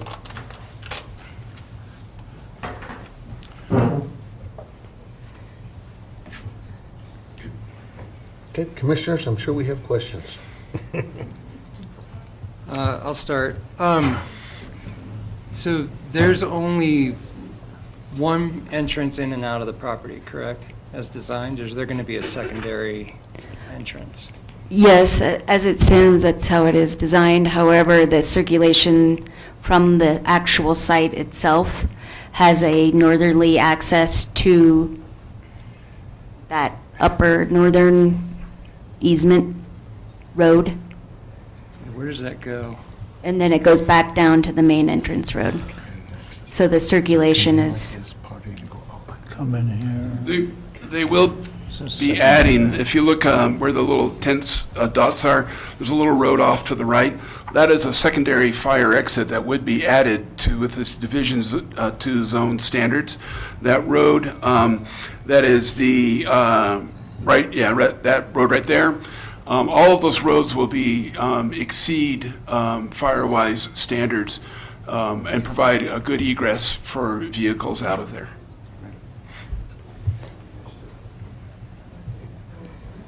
That is your questions? We're on fire. I mean, those ponds there, are they going to be able to be utilized in case there was a fire by the fire department or by anybody on site? I mean, I guess the Menkes Fire Department's the closest one to the site. And it's probably going to take 15 minutes, 12 minutes to get there? Yeah, I think. I mean, if they at happen to best. be- And, those guys have to leave their homes and come in and hit it. The two ponds, I'm not sure if they're seasonal or year-round. I don't know. I did just find out from Walter that they can be full all year round with the irrigation dishes, so. So if you look, you'll see a pond above the little housing area right there, and then there's another little pond. Yep. Well, there's actually another one. If you look in the center of the picture, go straight down, right there. That little one? There's actually a ton of water there, and it would be easy to provide access when the water is in those ponds for fire trucks to go in there and draft water out of it.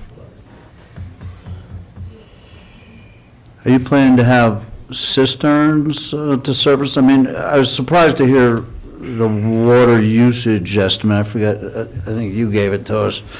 25, essentially 4 people in a tent, 100 gallons a day. We have data to back that if need be. I mean, that's relatively a low amount of water per person. It is, the pool change showers are kind of the trick there, honestly.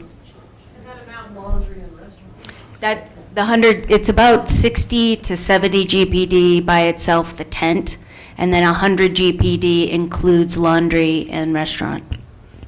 All right, so that would be, 7,500 GPDs per yeah, day. that seems like a low estimate to me. I'm Happy- just saying, it seems like a low estimate. Happy to provide the data. So my question is, how's that pressurized? Are you going to have cisterns there? How's the water delivered to the 75 sites as well as the kitchen, et cetera? We actually have our civil engineer on Zoom. I might let him speak to this. Good evening. I apologize I'm not there in person with you all tonight. As far as the internal water system for the site, it was mentioned before that we have the domestic tap from Montezuma Water, and we'll be then designing and constructing an internal circulation system similar to what you would get in any neighborhood with an internal transmission main through the site with services to each of the tents. We do have to install a pump and tank system in order to boost pressure, in order to make that system viable, which I think was also mentioned at the beginning there. So when you say tanks, how big of a tank? Or how many tank is, tanks, at what size? Design is ongoing, sir, but early estimates are about 10,000 gallons for the tank. I mean, I can see where you would, let's say the 7,500 gallons is the right number, where you're going to need to circulate that, and you're going to need to be able to draw it. I wouldn't imagine you're just drawing it off the 4-inch line that's down the road. No. Right? You need to pressurize it, et cetera. That's correct, sir. And I'm also concerned that you would be on-site some ability to, besides a fire extinguisher, to put a fire out while you're waiting for first responders. Yeah, typically, we don't ask our guests or our staff to fight wildfires. Yeah. That is emergency I can understand services. that. That's why they're evacuating, right? After they Yes. make their phone calls. We focus more on evacuation. Okay, I'm with you. I can address it. One thing, the numbers I put in for this BEHAVE program were in what we call a 97th percentile day. And that means that only 3% of the days are drier, warmer, and windier. And this is based on historical data over the past, it's a little, with the climate changing so fast, it's the past 20 years. And what, by having this mitigation work that I've done, the fires they don't spread through it in a few Model 8 post-treatment. When I do the mitigation, there'll be a significant amount of dirt that's kind of exposed. There'll be a lot of chips, and that could change over 10 to 20 years and become much more herbaceous, and then you can just mow it. Right. But it's going to really slow down any rate of spread, and it's going to be well within like even a fire extinguisher should get like the little fire that's started by a cigarette or kids goofing around with matches. Now on the windiest days, there will be, of course, and if we're in a high fire danger, that information will be passed on to the guests on a daily basis, and there will be an education process that is part of that. Okay, I'm going to jump in. You said there was a 1,000-gallon holding tank? 10,000. 10,000. I missed the zero. Okay. Please? Okay. Okay, some of the questions I had were the emergency fire exit, so I'm glad I saw that, the secondary, and the CDOT lanes, that's going to be taken care of. What's the distance, linear feet, from the lobby to 184? It is, I can't give you an exact linear footage. I would say it is about 1 mile. 1 mile, okay.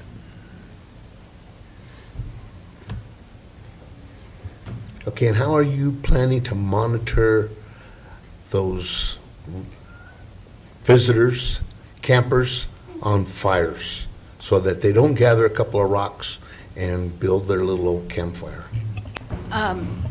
Well, first of all, they will be escorted off the property if they build a fire. We also have staff on site 24/7, so we would be able to see these fires if they made one.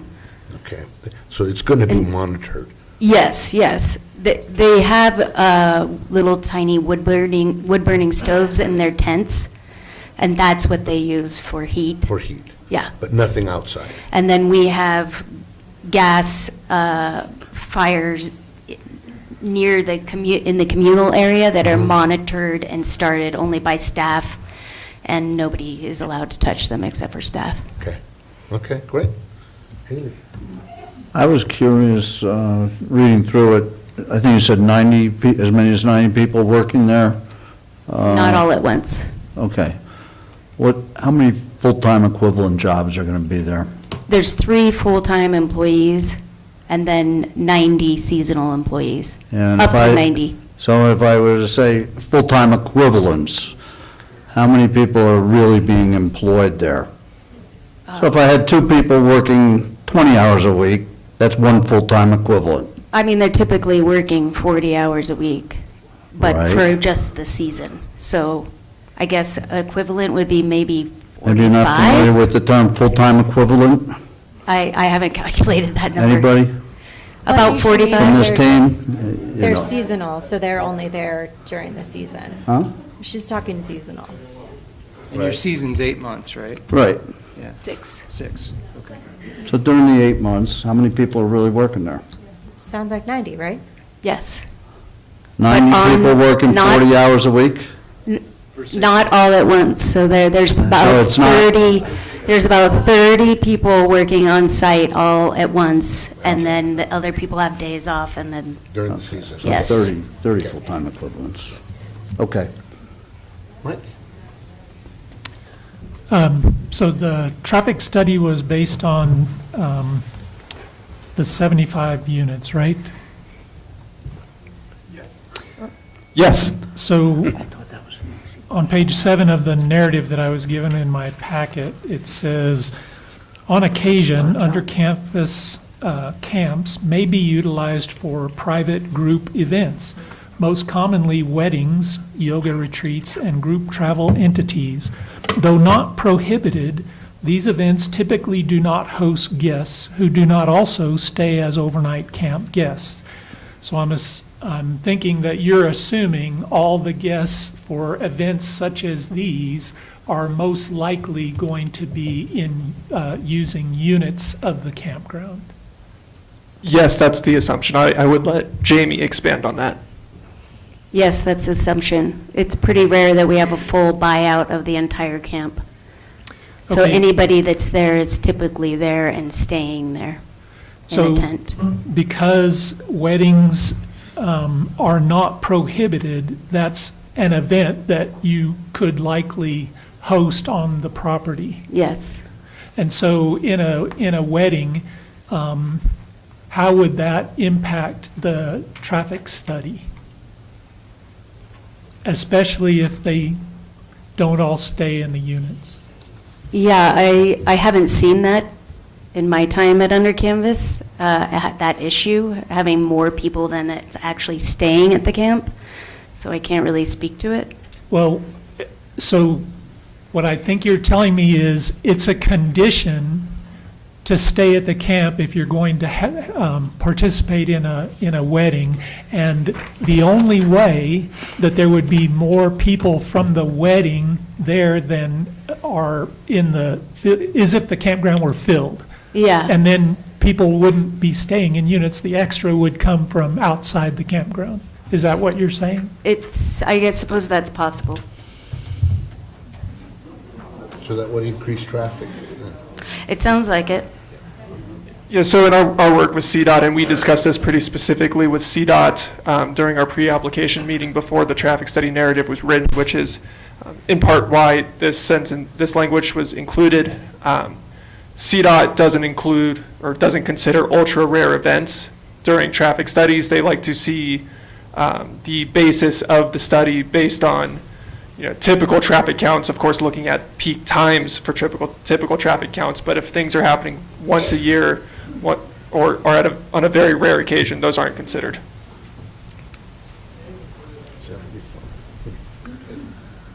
So,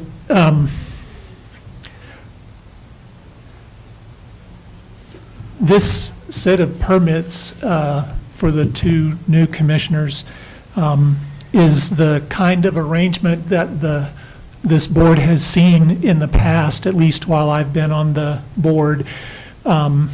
Maybe twice, I could be wrong, but at least one other time. And what it does is it raises some of the issues about our land use code that are not specific, not very detailed. And because it's not very detailed, it allows people to make assumptions as to how it can be put together, and you end up with a commercial operation in an agricultural area.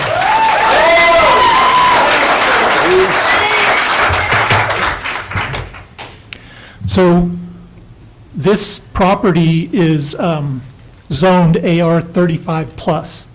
And if you look at AR 35 plus under 3306, B, it says allow for special uses as defined in 3306.4. So if you look at 3306.4, these are conditional uses, okay? And that zoning is approved for two conditional uses. Cluster incentive PUD, which is, this is not, and general PUD, okay? And then if you go and look at general PUD under 4105, 4105.1 intent, it says a planned unit development is a tool to provide flexibility regarding site and design features. This PUD is applicable to small scale mixed uses such as business/residential combinations. Our Commissioner Copenhaver is on record in a meeting saying that the general PUD was never designed to be used in this way. It was designed for an agricultural operation where the resident wanted to make some extra money with a small business out of their home, out of their garage, but we're talking small scale, not large scale. So it's a potential problem with our land use code. I don't think it was ever intended to be used this way, even though the AR 35 plus says you can do a GPUD. I don't think it applies. The intent is not there. This is not small scale.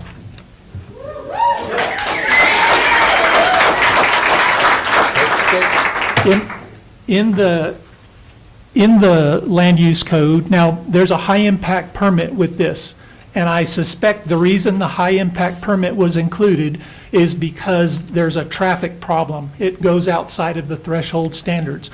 But if you look, Please. If you look in the chapter 2 for high impact, it's high impact commercial or industrial permitting. And if you go down to 2101.4 under the definition, it says high impact development is a commercial or industrial development. including all of its components and associated elements involving any construction activity and/or ongoing operation, this is ongoing, that is not a use by right through zoning, which this is not in the way I'm reading the land use code, and which changes the basic character or use of the environment in which the construction activity or operation occurs, yes. Exceeds the threshold standards of these regulations, yes. C, involves any of the following. There's 1, 2, 3, 4, there's 5 bullets. The third bullet says, proposed projects involving outdoor recreation facilities, campgrounds, and RV parks and mobile home parks. This is a campground. This falls under a high-impact commercial permit, okay? The way I read it. I'm not an attorney, but that's the way I read it. So I have concerns about this and the way it's put together. It's been put together similar to at least one other application that we've seen in the past with similar issues where you've got a commercial operation that is being applied for in an agricultural area. And the other thing I wanted to point out is special use permits under 3102, there's A, B, and C. And B gives a list of the special use situations.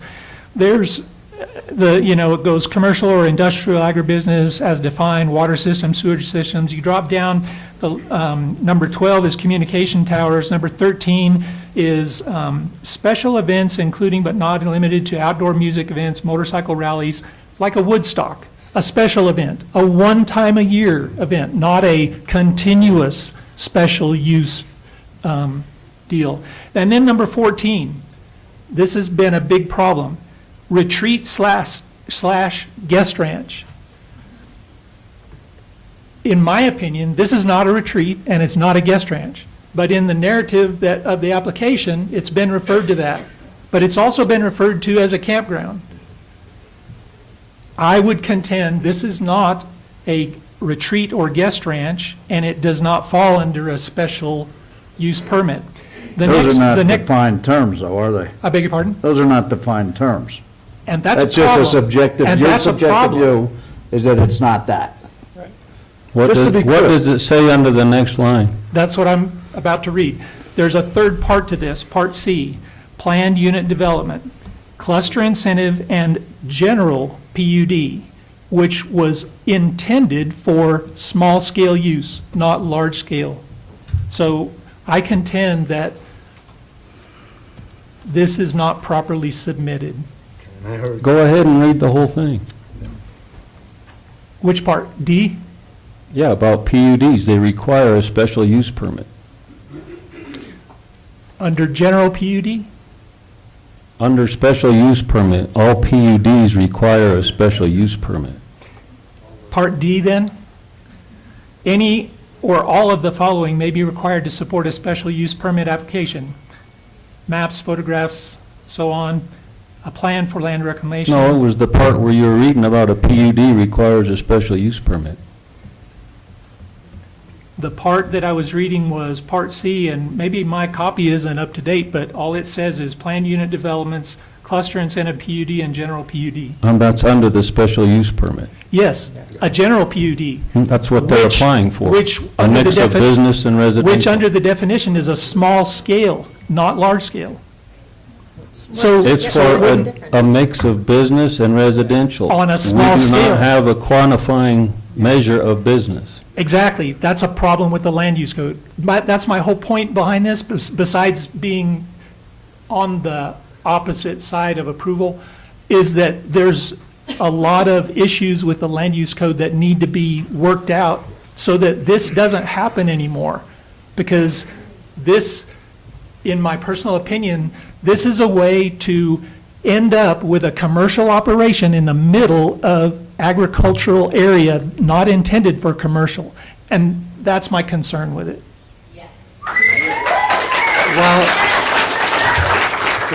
Well, I'll agree with your premise here just a bit, but I would also say that the land use code is what is in front of us right now.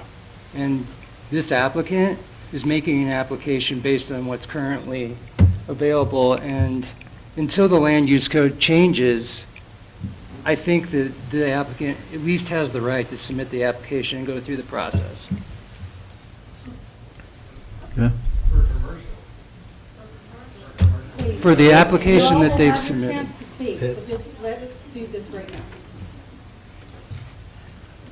Ted, you have questions, concerns? Well, I have quite a few concerns, but a lot of them have been, On your microphone, please.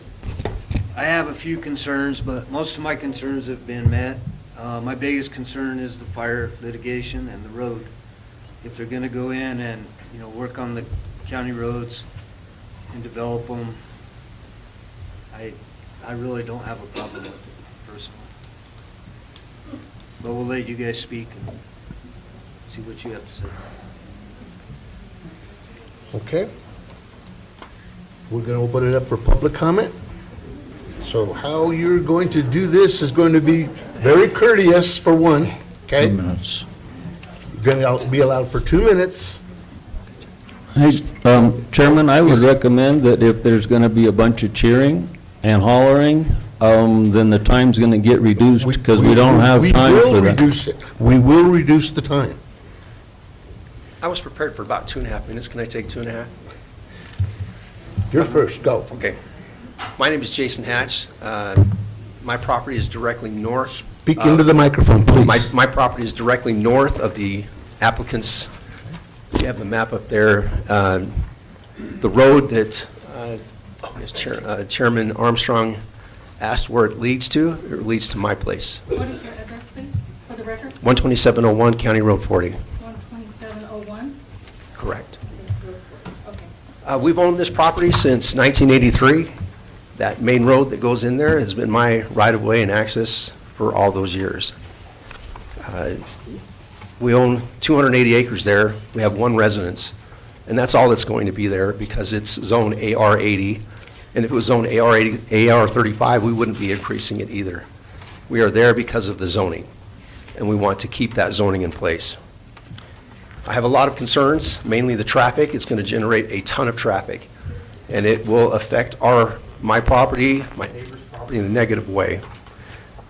There was mention of water. I have a well there. It's over 500 feet deep. We get 3 to 4 gallons a minute. That's it. And then it runs out, and then we have to wait to recharge and then pump again. Another well will drastically hurt my property and potentially run me out of water. In my view, this is a nuisance development that will interfere with my property rights as well as my adjacent neighbors and will cause substantial interference from constant traffic, noise, and exposure to property that is otherwise quiet and off the beaten path, defeating the very intent of the AR 3580 zoning. Property has not been purchased by these folks. They're hoping to get this approved. I think there's other sites that they can look at, and they're hoping that you guys will approve this, and I hope that you don't.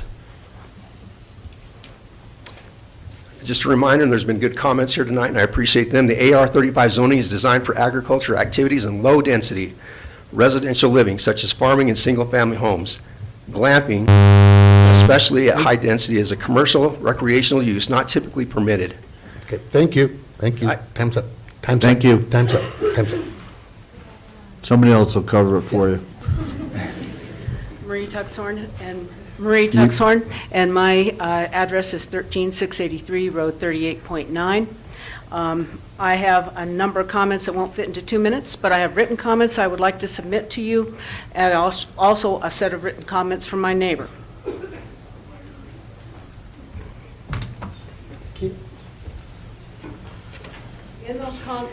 In those comments, we have addressed all the issues that have been spoken here: traffic, water, fire, sanitary issues, dust, smoke, particulates, loss of privacy and security, increased traffic to other sites such as the Chicken Creek Trailhead, and an increase in the need for enforcement. What I found, I worked for the Park Service for 15 years and the BLM for 15 years. What I found with the individuals that run these under canvas places is that there's no monitoring. that if they monitor themselves, employees want to keep their jobs. They don't tend to report things. I know that is a subjective comment, but believe me, this is something you need to look into. All I ask is that you look into their full history, look into their entire history, before you go with any kind of approval whatsoever. Thank you. Thank you.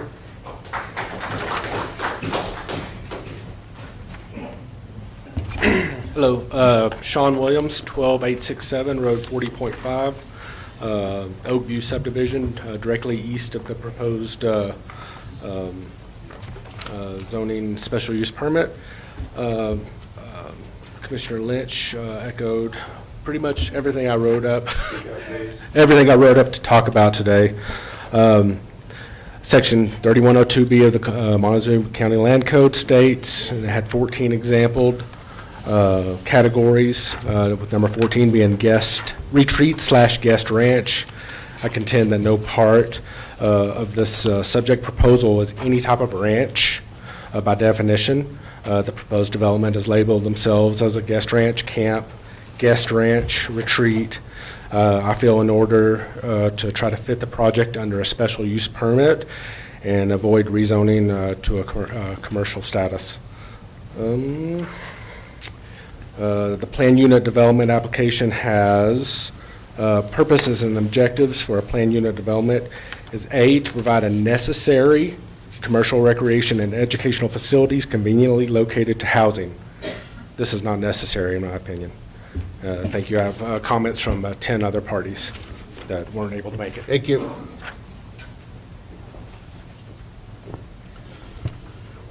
Christian Burleson, TBD Road 39.2. I will shortly be living directly west of the under canvas development that's proposed.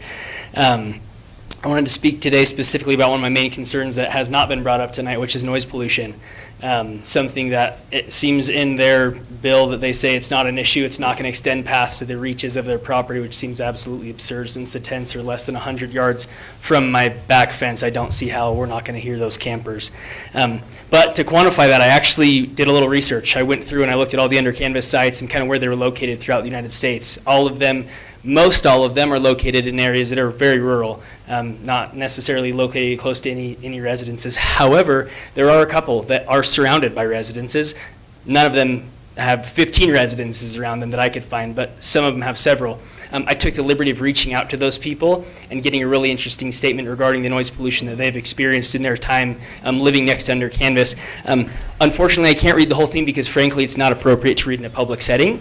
That being said, I will read the part that I feel like is really pertinent to the noise pollution. This gentleman said, "And then there's the noise pollution. Under canvas has a track record of turning peaceful and natural spaces into carnivals of noise. The immersive experience they offer is a joke, a disturbing blend of late night parties, rowdy campers, and the constant droning of vehicles, far from offering quiet and peace. They inject their own brand of chaos into serene landscapes. Residents will be left to endure the noise pollution day in and out with no recourse. The idea that under canvas can justify this by calling it luxury camping is laughable and nothing short of a public nuisance." This is somebody who currently lives next to an under canvas site, the Great Smoky Mountain site in Tennessee. Thank you.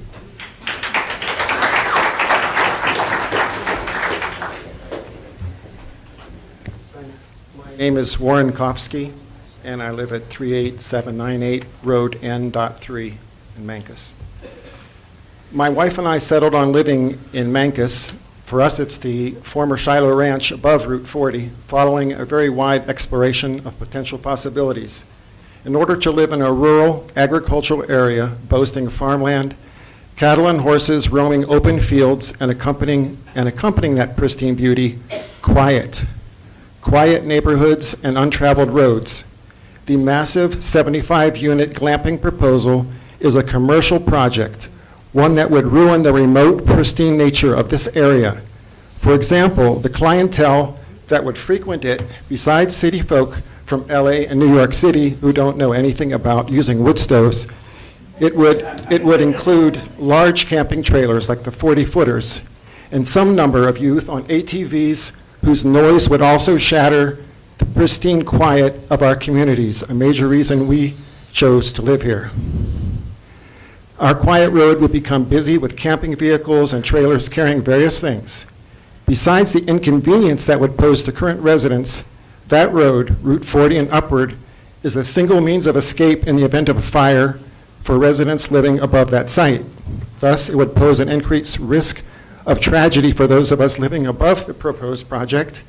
Imagine, besides a long line of vehicles seeking to escape a fire, should a long camping trailer overturn in a glamping client's rush, all vehicles above it could be blocked from reaching safety in time.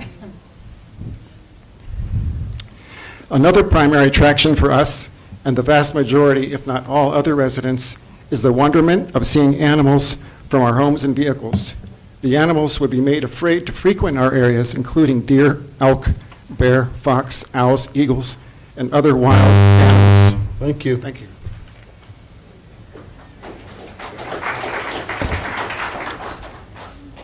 My name's Carrie Summers. I live at 38790 Road K4 in Mancus. It's just about 2 miles south of this proposed property. And I own Colorado Ranch and Home Realty based in downtown Mancus. I strongly oppose this development.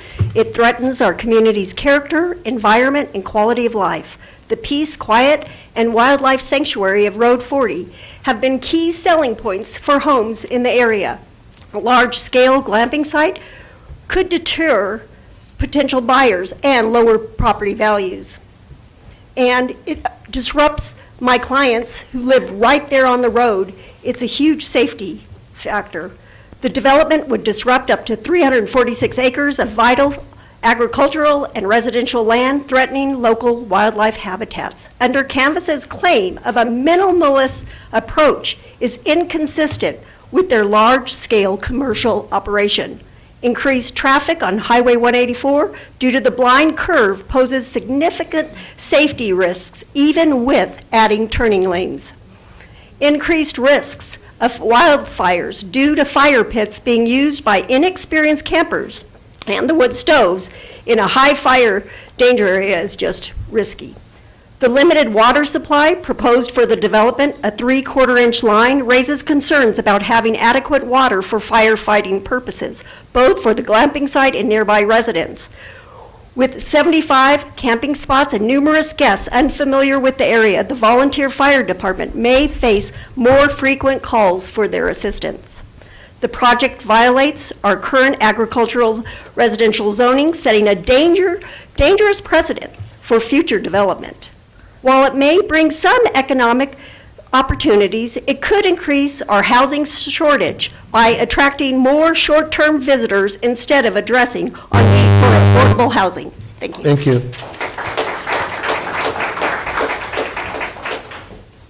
Hello, my name is Ondine Wilson. I live at 14985 Road 40.2 in Mancus, about 1.5 miles from this proposed development.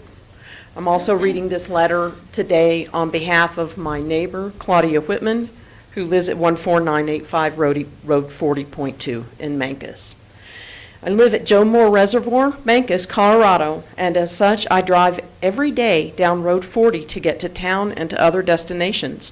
One of the main things that drove me and my deceased husband to move here over 21 years ago below Jackson Lake was the fact that I watched agricultural land on Road 42 slowly get sold off and built up, and Road 40 was still being used for agriculture.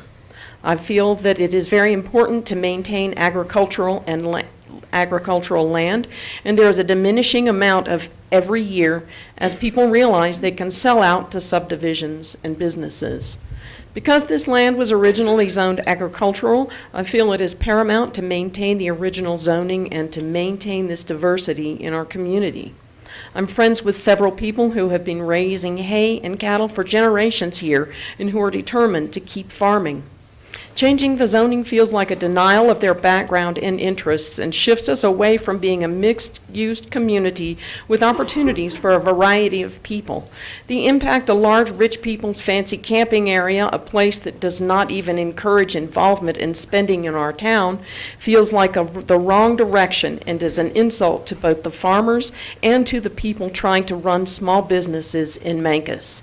I urge you to deny this permit and to dedicate yourselves to maintaining the agricultural zoning that has made Mancos and its surroundings such a vibrant and inspiring place to live. Thank you. Perfect. Thank you.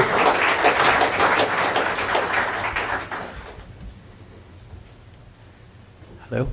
Close enough? Okay, hi.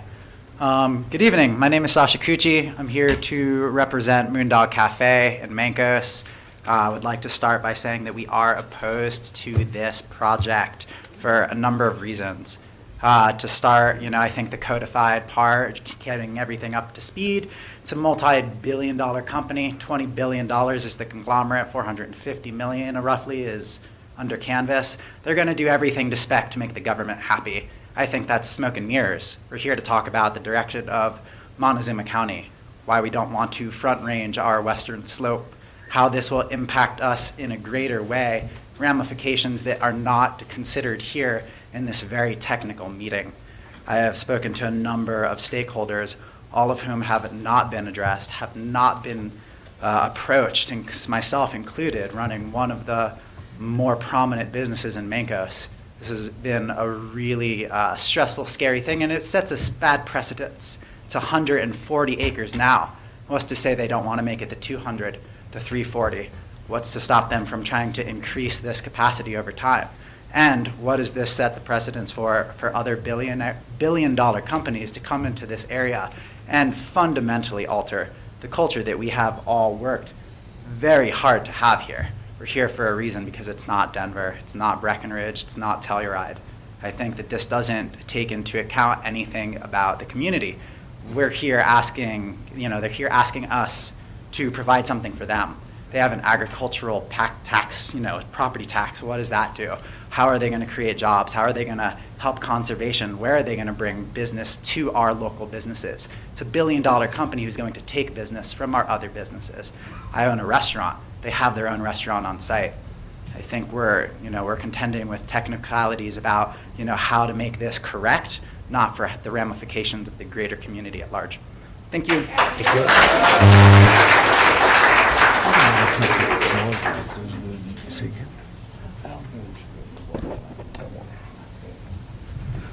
Hello, my name is Brian Louie. I'm at Road 40.5, 11093, Road 40.5. My name is Brian Louie. I'm at Road 40.5. My address is 11093. So what we haven't been talking about is that this is a dark sky region. And when you go onto Under Canvas's website, they have this beautiful photograph of a illuminated tent, very good design, by the way, and with the starry night above it.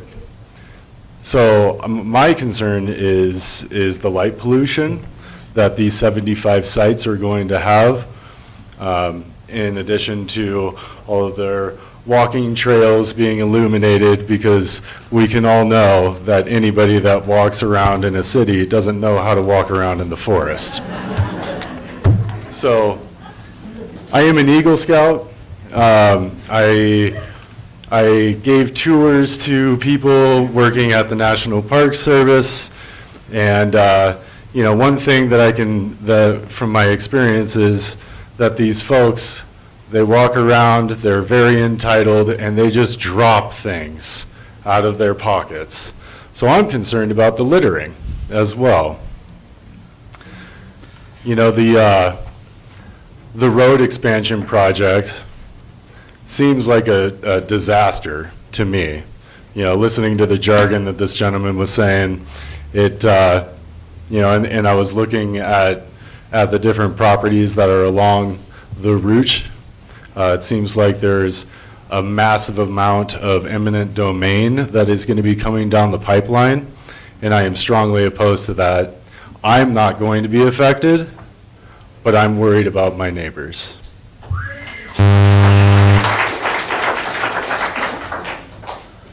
Good evening. My name is Mark Schietinger, Schieitinger.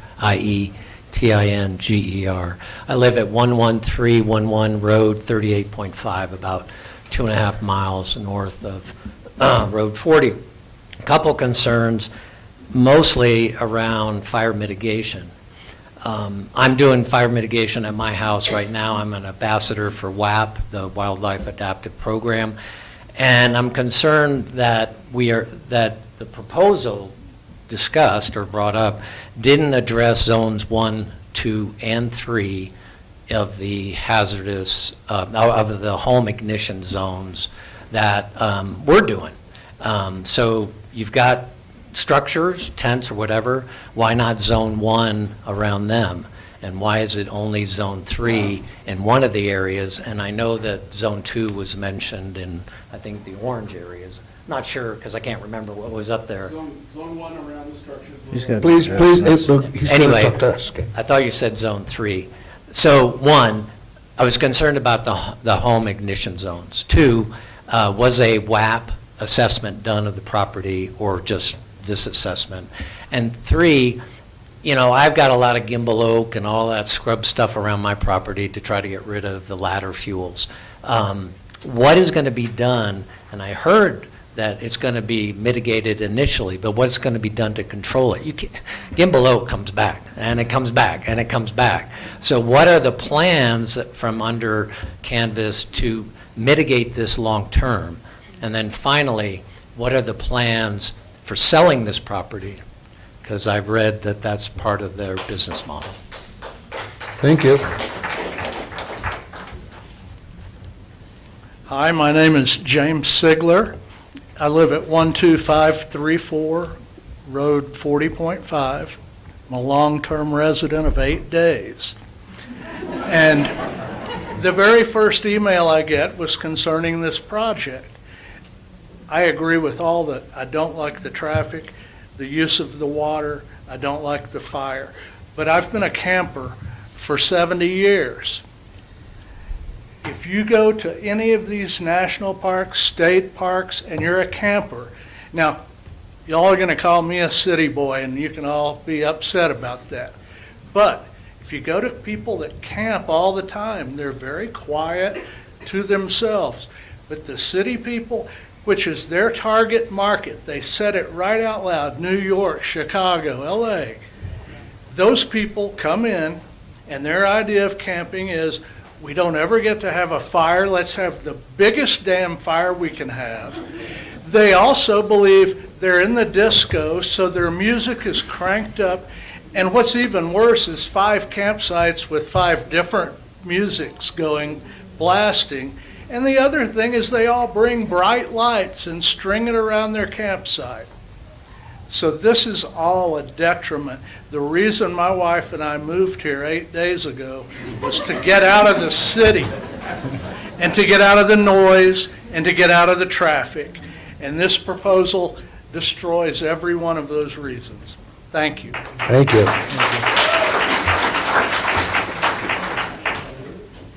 Hi, my name is Jamie Willoughby, and I live about 750 feet from this intersection in question on Highway 184. My address is 40594 Highway 184. I have seen over the years, I've lived there for the last 5, so many accidents at that intersection. There have been serious injuries that have left people with lifelong suffering. I don't understand how adding more traffic is going to be beneficial at that particular part of the intersection. I also don't understand how a traffic study performed in October is relevant to June and July peak season traffic. I don't feel that is an accurate assessment for the infrastructure that we need because it's not an accurate reflection of the traffic in the busy season. I have also worked at several guest ranches. This is not a guest ranch. I don't understand that classification. There are no livestock. There is no getting people excited about the Western way of life, which is what a guest ranch does. This is a glamping resort, and I think I don't really think there's any confusion or disagreement that it is not a guest ranch. But again, my primary concern is the traffic, and me and my neighbors will be directly impacted by expanding the highway west, which is the current plan.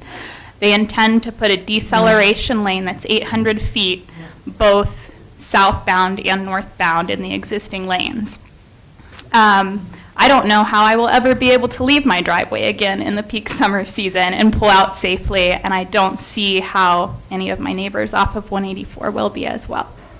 And that's all I've got. Thank you. Thank you.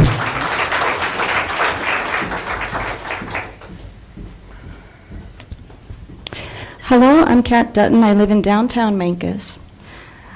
It would have been benefit to spend more than one day. Oh, exact address. Sorry. 645 West Grand Avenue. Okay, thank you. Thank you. Did that just take away seconds from me? Okay. Would have been a benefit to spend more than one day in our downtown. Mancos has a very tight community. You could at least pronounce it correctly. The millions of gallons of available water is for our year-round residents in agricultural use. You keep comparing this project to what if this was a housing development. We're not talking about that. We're talking about this project. So please don't try to convince us this is better to something that's not happening as an attempt to swing this. After hearing your most perfect storyline about going to bed by 9 p.m., yada yada, we're not fooled by that fairy tale either. You're trying to sell us something. This is a highly dense commercial design during the most dangerous period of the year that is not appropriate for current zoning and exception permits. We call it wildfire season here. Out-of-area people do not understand the devastation they can cause by simply flicking a cigarette or garbage out their window. Traffic has an impact on the natural area regardless of mitigation. This is not an assumption. I know them. I grew up an hour outside of New York City, and I chose to move here 30 years ago. Quiet, natural, agricultural priorities, and a reasonable commerce and peacefulness. You mentioned a restaurant. If that's on your property, that's unacceptable. Our town of Mancos depends on visitors eating downtown and shopping downtown. This sounds like it will take people away from downtown by hosting every convenience on your site. That will take away from our commerce, not be a benefit to it. Last is shoot a voice. Mesa Verde National Park is a dark sky designated area. Will this proposed commercial attraction include dark sky lighting to protect our naturally occurring views? If not, that is unacceptable. And what is the future plans of the rest of the 346 acres? Thank you.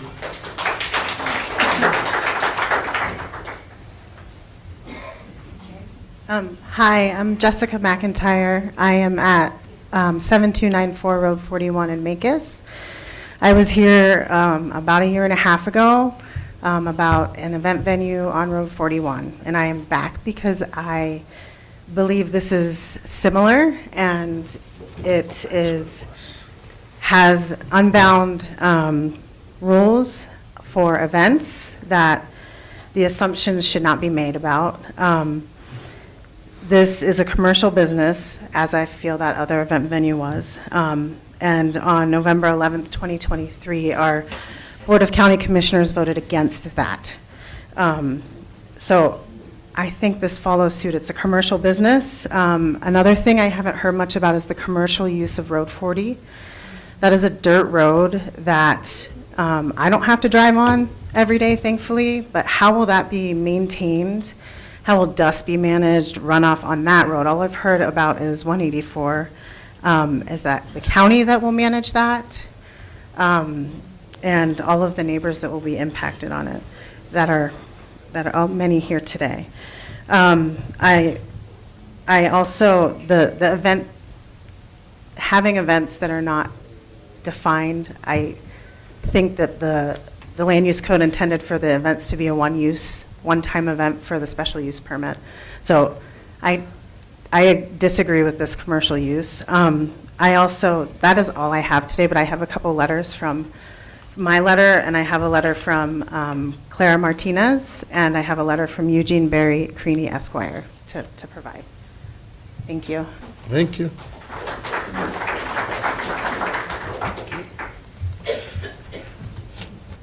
Howdy, Jacob Wilson, 15830 Road 35. A&R 35 zoning is designed for agricultural activities and low-density residential living, such as farming and single-family homes. Glamping, especially at high density, is a commercial recreational use not typically permitted.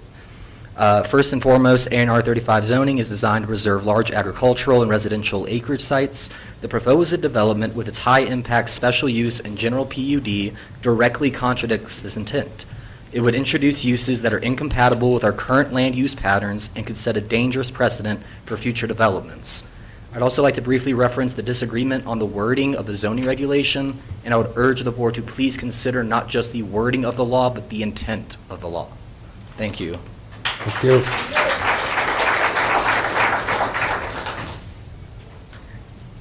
Hi, my name's Meg Casey. I live at 15075 Road 35.3 in Mancos.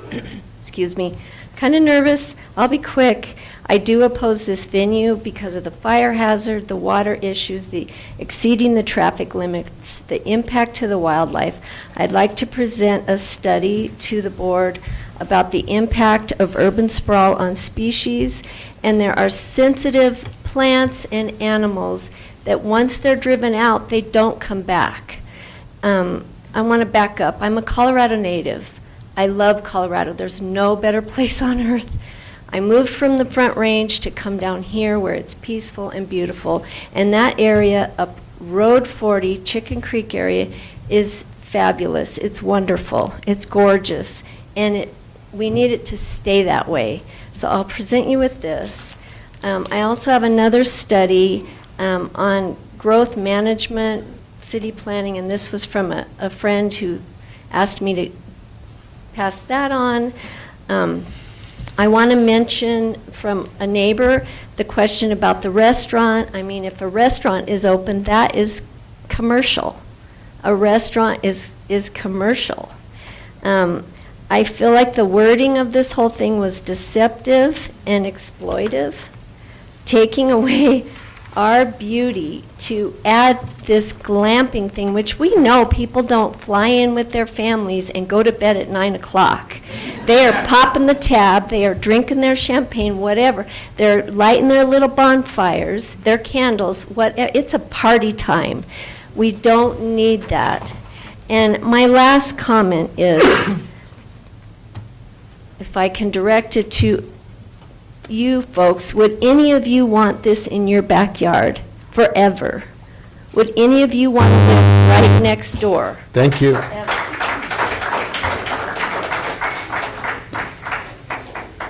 I'm Leslie Rivera. I live at 16531 County Road H. I've been a lifelong Mancos person, moving here with my family in the early 60s.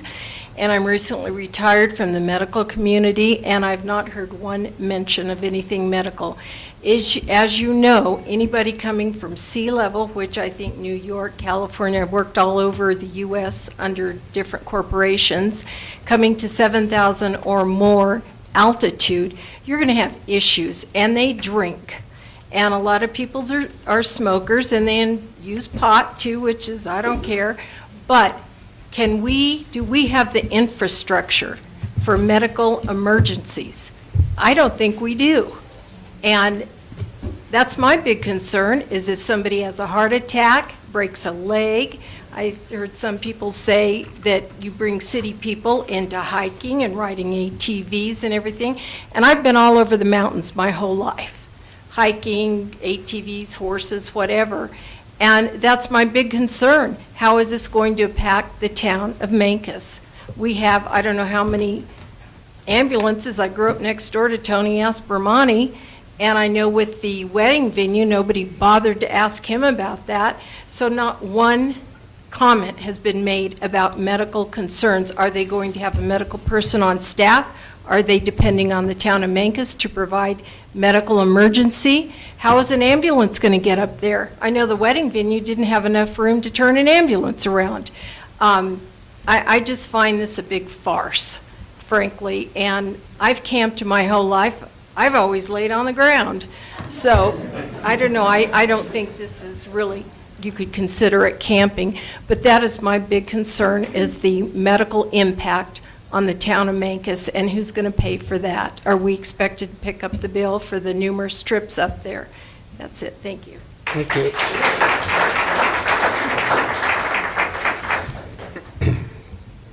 I'm Jim Duke, live at 11811 Road 39.4. My wife and I use that road and the trail system above on a daily basis. We're both volunteer groomers in the wintertime. Very active with everything going on up there. I'd like to echo that people keep talking about this as a better alternative to a subdivision. They could put in the highest density possible allowed by the county, and it would not be near as impactful as having 75 new people every 2 days, especially when these people are wealthy urbanites that are the least apt to understand and respect the ways of country folk. That neighborhood, anybody that is familiar with it, takes tremendous pride in the tight community that goes on. Everybody driving down that road waves at each other. We probably know each other. We probably know each other's dogs and horses. And we probably will slow down when we see a bicycle on the side of the road, or a loose cow, or a dog, or something like that. We don't know, and we don't want to know, the kind of people that pay hundreds of dollars a night to sleep in a tent. Thank you.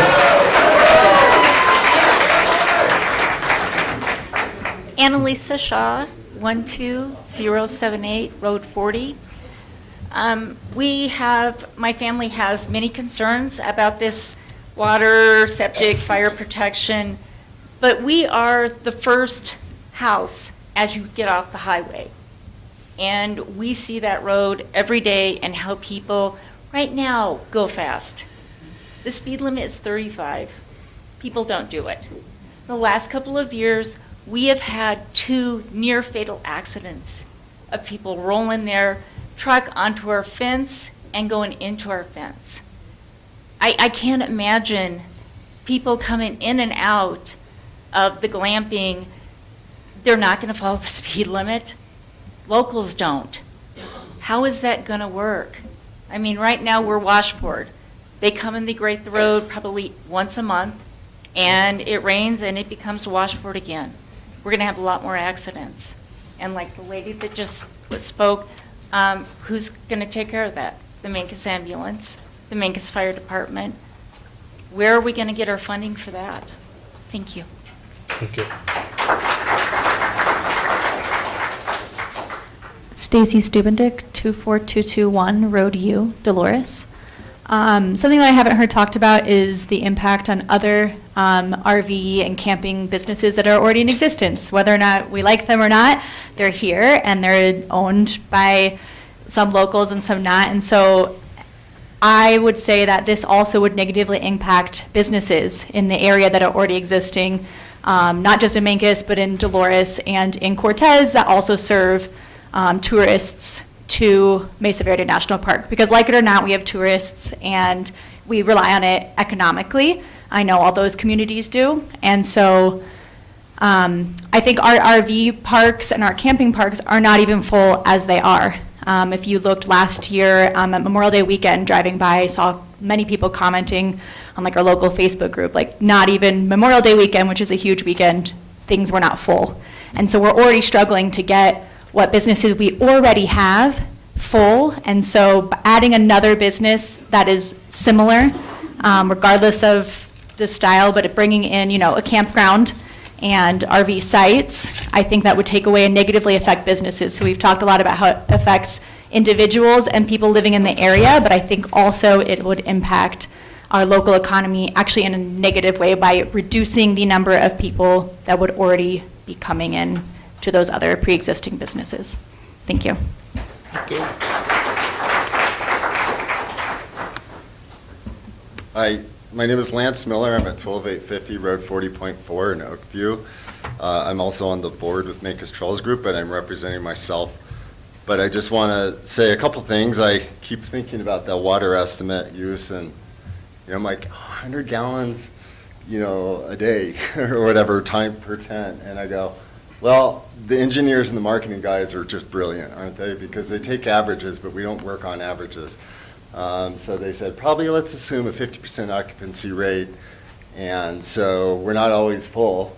And so I would be interested in knowing more what the maximum flow rate is and could be within a day, because that would impact a 3/4 inch domestic water tap. If that flows let's just say it flows 10 gallons per minute. So 10 gallons per minute, and again, I'm at 14,400. So that would meet it. They've got a 10,000 gallon tank as well. But again, if we do, let's just assume 75 sites now at 300 gallons a day, and now we're at 22,500. Again, the tank sort of equalizes that, but we need to remember that if we're pulling on that domestic line for fire suppression, all that pressure drops immediately, right? We can only feed so much out of the line, so that's a real risk. So I'll just move on from that. Thanks for the dorky accountant spill. I'll also go to say my perspective of Mancos Trails. I'm very proud of this community. I feel like we have amazing involvement, but if we start bringing in that level of users, in no point have I heard KSL Industries or a corporation mention about partnering with our community and how they would help us to mitigate those challenges that we would be facing with that kind of heavy use and impact on our local trails. We don't have the budgets, we don't have the resource, we don't have the people that work hard, but that's it. Thank I have you. more, but I'm done.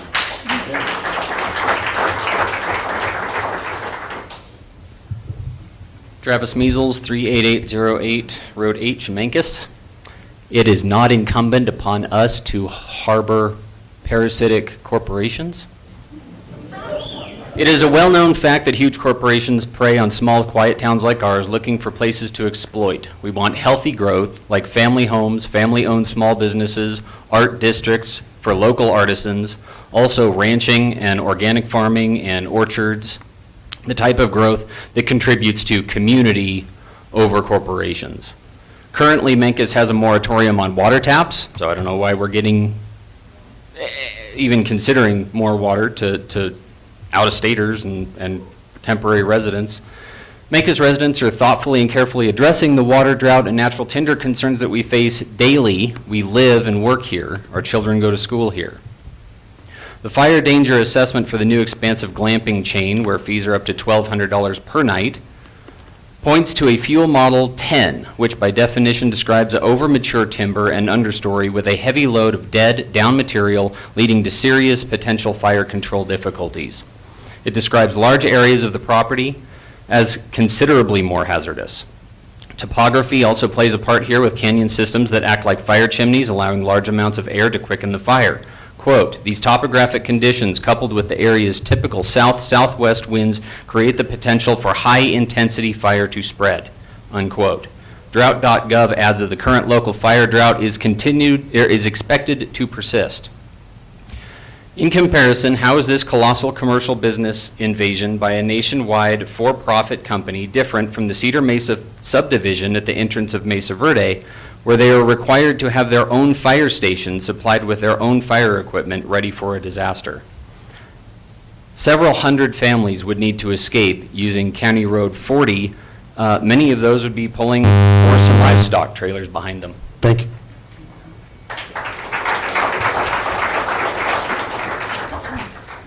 D. Dillon, 38808 Road H, Mancos. There are valid and well-documented fire danger concerns from other states where this $60 million conglomerate has tried to locate, and they cite lithium battery golf carts as well as propane tanks and wood-burning fireplaces at each glamping spot as grave concerns causing increased fire danger. Former under-canvas employees have testified in 2019 that, quote, the electric golf carts continually caught fire at the site that she worked at, end quote. I will point to the 2012 Weber fire, which burned over 10,000 acres, costing $5 million. At the time, the third largest fire in the nation.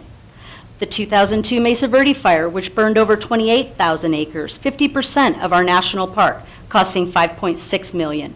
The Missionary Ridge Fire, also in 2002, burned a whopping 73,000 acres at a head-banging cost of $40 million with an additional $17 million in insured losses.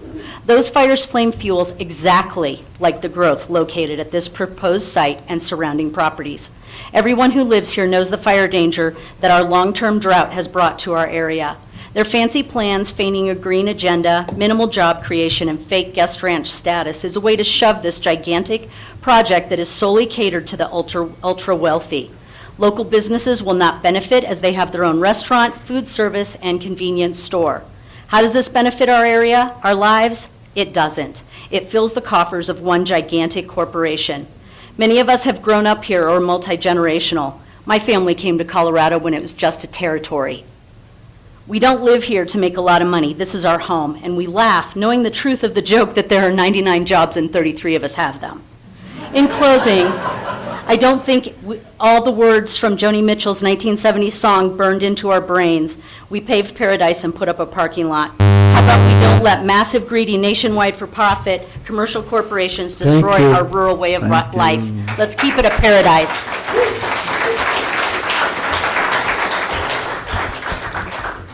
Hi, I'm Jackie Rabb, 14906 Road 40.2. Just a couple of things that I don't think have been mentioned yet. A couple people have talked about the road. I know a lot of people in here drove Road 40 to get here tonight because I recognize a lot of faces. Road 40 is not in great shape most of the time. Probably about doubling the number of trips every day or more. We're going to have way more potholes. It's a muddy mess in the summer. Do they know what their $600, $700 a night visitors' cars are going to look like? We do. So that's kind of interesting. I also don't think they included commercial traffic, the employees, deliveries, et cetera, in their traffic estimate. I think I only heard the tents. So that could be something to consider. I'm also a little concerned because I feel like they didn't do very good research. I felt like her very fancy presentation didn't really demonstrate much understanding of the local area. Did you guys notice that their picture that compared their site to local campgrounds included a trailer park and at least one bed and breakfast with one room that they rent out? Hardly comparable. They presented a timeline where their visitors are going to wake up in the morning, go to their tour at Mesa Verde, come back to Mancos for lunch. Have they driven to Mesa Verde from Mancos? Have they tried to get tickets? What are the chances their visitors are going to get tickets? What are the chances their visitors will be able to make it back to have lunch at a local business? I kind of feel like they didn't really do their research. Oh, and 1 million visitors a year drawn to the area by Mesa Verde. The last 20 years, I think it's been 500,000 or 600,000. So these things suggest to me that this wasn't put together with as much research as perhaps would have been nice. Thank you. Thank you.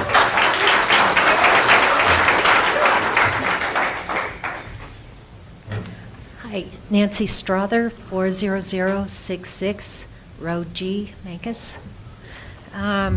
One thing I haven't heard really mentioned is the sewage system and how it will affect other people's water, groundwater, and Mud Creek water along the side. Make it short and sweet. And I have a letter from my neighbor that I'd like to submit. Thank you. You've covered pretty much everything.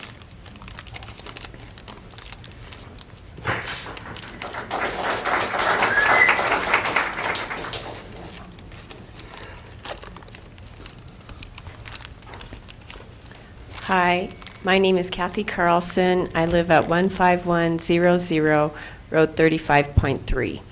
And I'm concerned about the fire, the danger. We all live here. We have our homes. Everything we own are in our homes. You're camping people. If there's a fire and they get out okay, they go home to their homes, you know, and we're stuck with the ash. So that's a concern. That doesn't feel fair. The second thing is the traffic on 184. I live north of 184. There's been lots of accidents up there. I'm in a small group. We're trying to talk with law enforcement to see if they can help, if we can have more of a presence of law enforcement. And they're just understaffed. Sheriff are understaffed, the marshal in Mancos, and the Cortez Police Department. They do an outstanding job. I took their Citizen Academy last fall, and I've learned so much from the police and the sheriff, but what's going to happen when there needs to be a presence of sheriffs up there because there's fighting, people have been drunk, so that takes away from the locals that sometimes depend on these sheriffs, and we're short-staffed anyway. So just kind of the fire, we don't have the manpower for sheriffs, for law enforcement, and then the speeding on 184 is already out of control. So thank you. Thank you.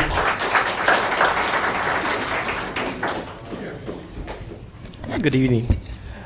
Gary Martinez, 38964 Road P, which is perpendicular to Road 40. I just want to tell you a story about a fire that occurred at the residence at that location.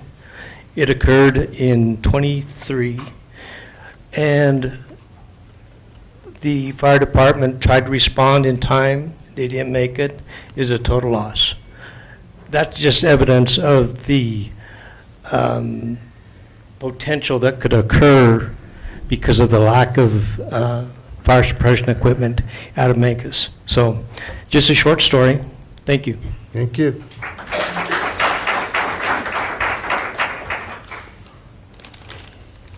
My name is Steve Self, 38932 Road P. I'm about a mile north of this proposed campground.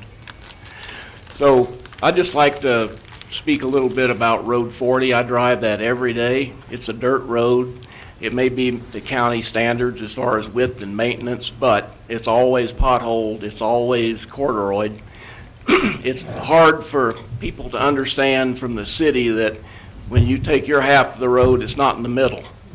So there's also been some pretty serious accidents on it. There's been very serious accidents at 184 and County Road 40. It's a blind or limited visibility, high-speed curve there.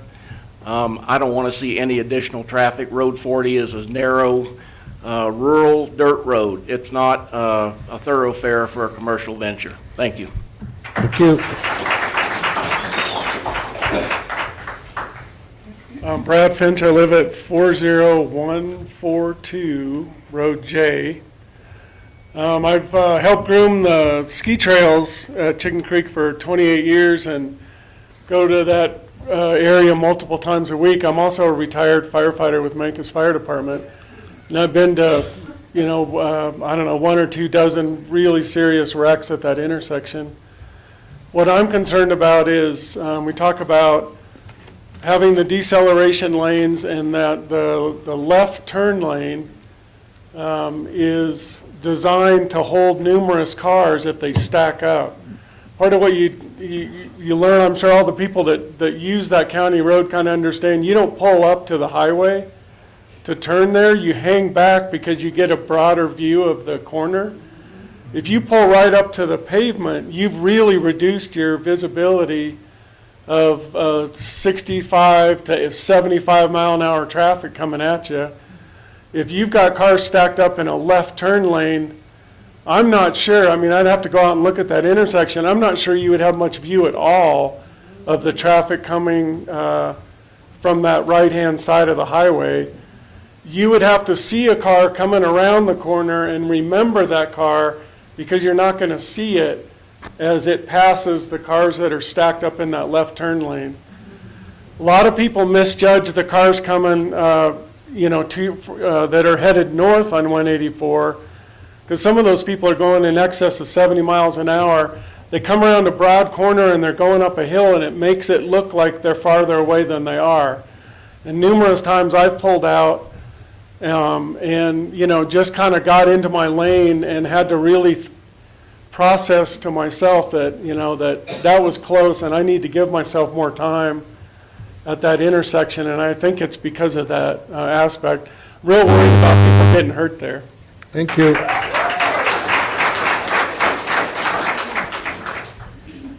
Kaylin Everett, 12736 County Road 40 in Mancos. I am here because my husband Walter's name was mentioned several times by Jamie, and really our part of this was originally my husband's father's property that was sold to the current owners. And we wanted to be a part, if this were to move forward, part of the development. We wanted to see if we could still graze our cattle there that have been grazing there for years. And I do find it pretty disingenuous of Jamie to use his name several times after she asked him to come to the meeting, and he said, no, thank you. I'd rather remain neutral, but to have his name used in a sense that we are supporting more than just trying to have a piece in the development if this were to move forward. Thank you. Thank you.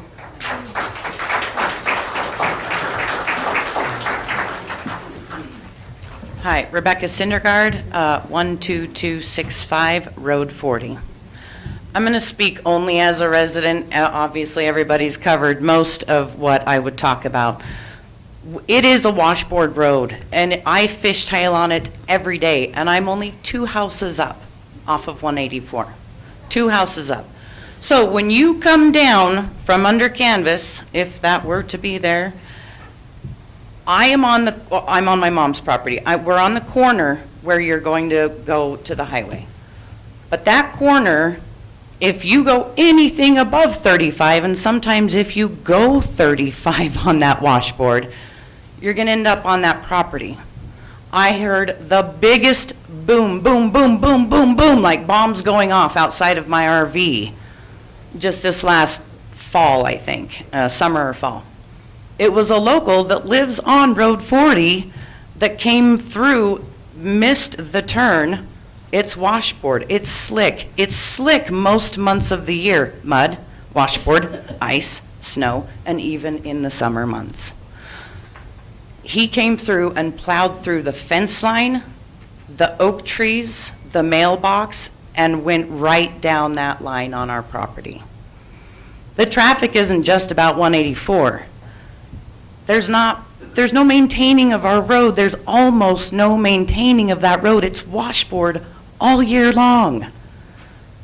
I'm worried about not just the traffic, but the accidents that are going to happen on my property, and how many more people that aren't locals that don't know how to drive on washboard are going to end up on my property. Thank you.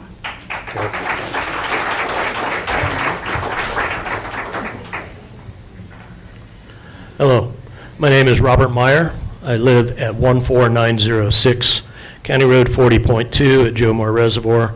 I've lived there for 27 years. I drive County Road 40 nearly daily. I'm not going to belabor the points that have been made here. I want to speak directly to our commissioners, under canvas, and everybody here in this room. We're becoming a victim of our own success here in Montezuma County. People want to be here, and we can't draw up the drawbridge behind us. Whether it's under canvas or some other group that wants to come in and develop, we need to get ahead of the curve here. It's come to light that the P&Z regulations have some holes in them. There's some places that need to be worked on. I would challenge everybody in this room to see if you can find time to contact these volunteers. Nobody here on this board gets paid. And talk to them and see what you can do to help out with updating the land use code.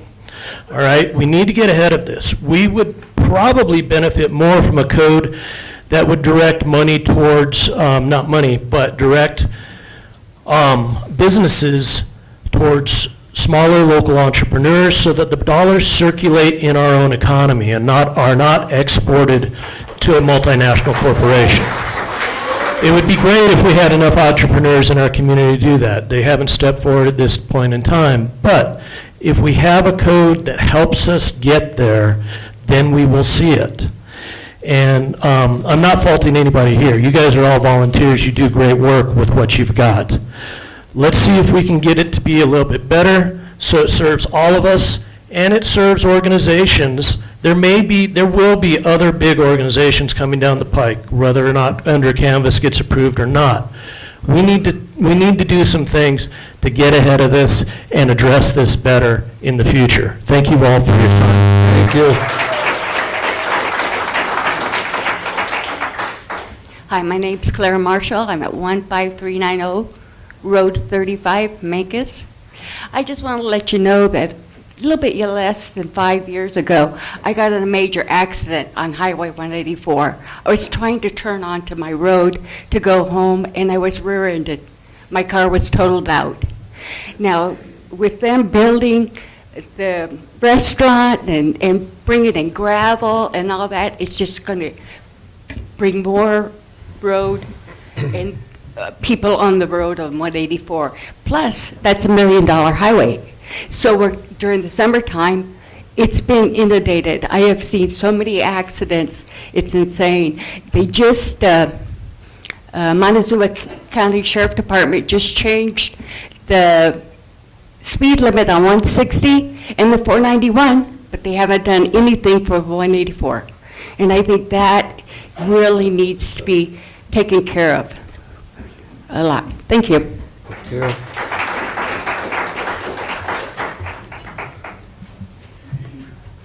Hello, I live at 405 West Sunset in Mancos, relatively close to all my community people back here. And I've been here for 10 years, and I'm already rationing water in the summer. So I want to just reiterate that. Where's all this water going to come from if I'm already rationing water as a resident? And the last thing I want to say is I lived 30 years in Durango, and Durango was like Mancos. I moved out of Durango because of what it's become. And I like to come here to get away from light pollution, noise pollution, big corporations, and people driving 90 miles an hour on a 45-mile-an-hour road. I like this community, and I want Mancos to stay that way. So I hope that you think and realize that. And I also hope that if this does go through, that the people of Mancos don't have to pay for all the water, all the road construction, and everything else that needs to be done to make it successful. So that's something that we all have to think about. Thank you. Thank you. Hello, my name is Kate St. Ange. I live at 12815 Road 42, and that is right next to the majestic Dude Ranch. I live right next door. One thing I want to say is the Dude Ranch does not have 100 or more units for their people. They may have, I know they probably have 50 to 70 availabilities for occupants, but definitely they do not have over 100 units. They manage their guest ranch quite well. One thing they do there is target shooting. I hear it all the time. Again, they manage that well, but me and other neighbors hear it all the time. Not that Under Canvas is going to have target shooting, but we don't know if these people are going to bring guns and think they can play cowboy because they're out west now. And I do know that people that come to the Dude Ranch do think that. So they could be wandering off of the immediate area of Under Canvas, go out with their guns and do some target shooting at our wildlife, perhaps. Fireworks around the holidays, will they bring their own fireworks? Not know maybe what the rules are for fireworks for that certain year, and start shooting fireworks off, maybe potentially causing fires. I'm not sure if I heard this right, but if I did, that there is going to be a small wood stove in every tent. I think I'm hoping I'm wrong that that was what they said, but I cannot certainly believe that. Bear encounters, they will happen, as well as lion. That will happen because people from the big city, or not just big city, but many people want to take their selfies, and they will see bear. And they're going to think they can perhaps wander or get close, and there will be accidents. Bear are out there. There's a lot of them. Big major concern, of course, which has been mentioned, is the fire evacuation for the residents on the road. That's a big concern. Thank you. Thank you.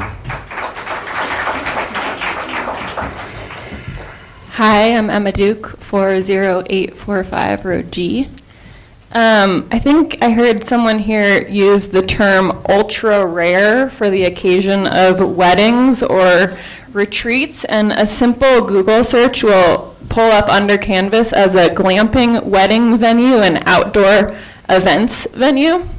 So I have a lot of questions about that. Is there music? Is there extra staff coming in, cleanup crew? Also numbers about 75 units. You mentioned the ideal candidate is like a 4-person family. Does that mean 4 times 75? The numbers just feel very vague. And most nervously, I will name a sort of elephant in the room globally that to me it seems like we're in something like the 6th mass extinction and collapse. And I would love to see as much agriculture land, especially in our community and all over, being prioritized for community and regenerative practices and development rather than money. Thank you.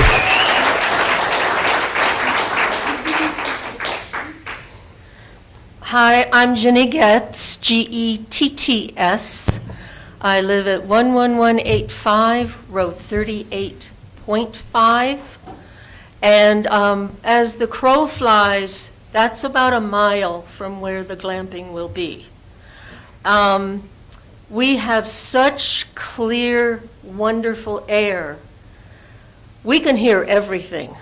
So even though you say lights are out at 9, everybody goes to bed, if there's music playing, if there's an ATV, we're going to hear it.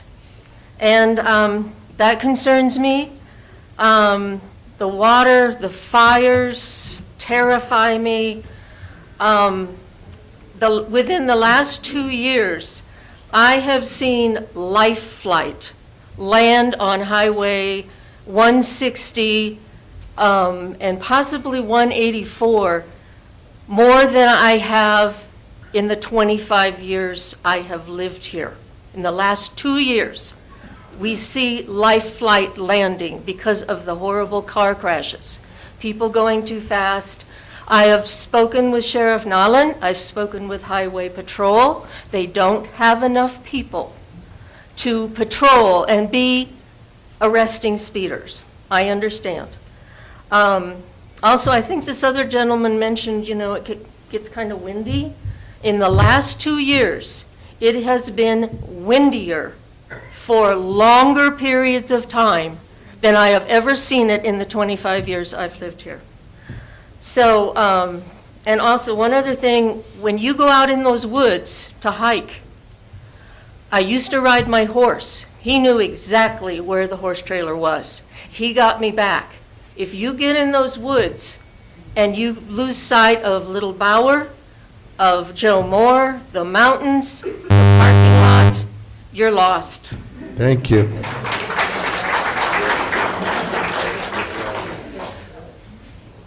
Hi, I'm Tiff Rodriguez, 34872 Highway 184. I agree with everything that's been said tonight. On a personal note, I've seen this area grow, maybe not as much as, say, the Front Range or other areas. I've been here over 20 plus years. I do a lot of volunteer work for Backcountry Horsemen. I ride up there all the time. I don't want to see our open spaces and our ag land change. I know we need economic growth, but to me this is not it. And I moved here, I have a small homestead, I ride my horse, I hike, I clear trails for everybody, for people to use. And so I feel like I have a vested interest. I drive that road all the time with the horse trailer. I can't imagine what traffic this will do.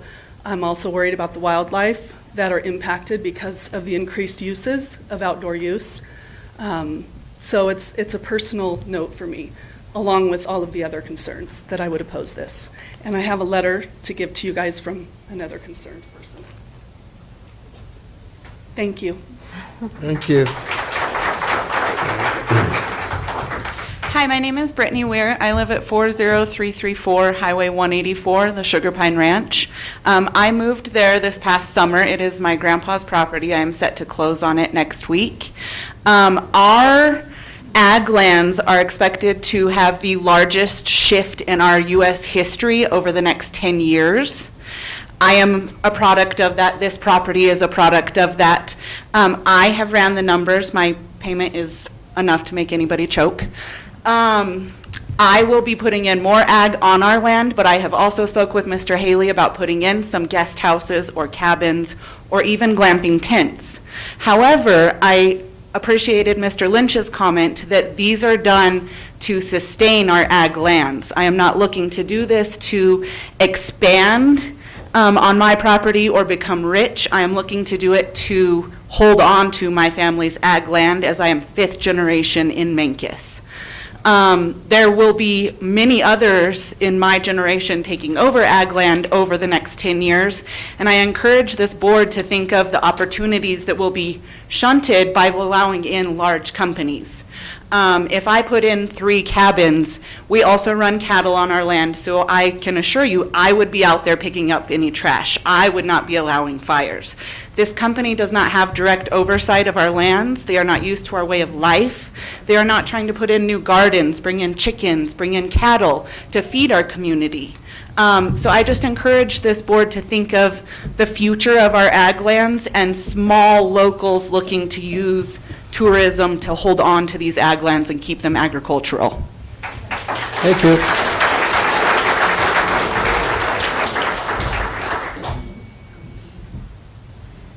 Hi, Carrie Lou Christensen. I live at 438 Bauer in Menkes. And I'm such an introvert, I can't believe I'm speaking, but I have to make this observation. I have never had contact with a community that so loves its community, that so loves Montezuma County and loves each other and sticks up for each other. And I just hear person after person saying how much they love this area. And not to be rude, but Menkes was mispronounced by the people who want to come in here and change the whole character, and I don't see what it will do for us at all. Like they say, we need local people. Local people are living in unheated trailers. Local people are camping out on other people's property because they can't afford to live anywhere.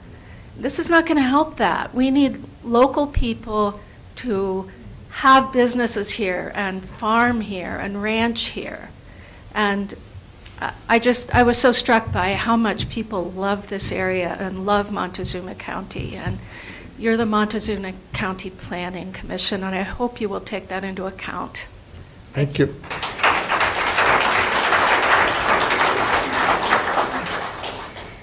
Yeah, my name's Wesley Smith.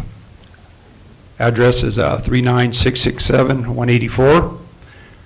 About everything I've had to ask, someone already has asked, but I've just happened to be the lucky one that shares 2 borders with their land.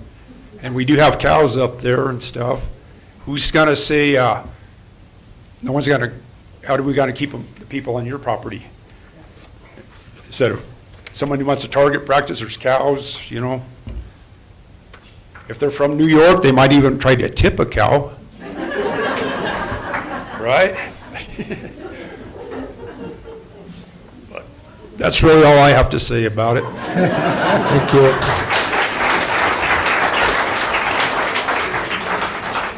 Hi, I'm Brad Shaw at 12078 Road 40.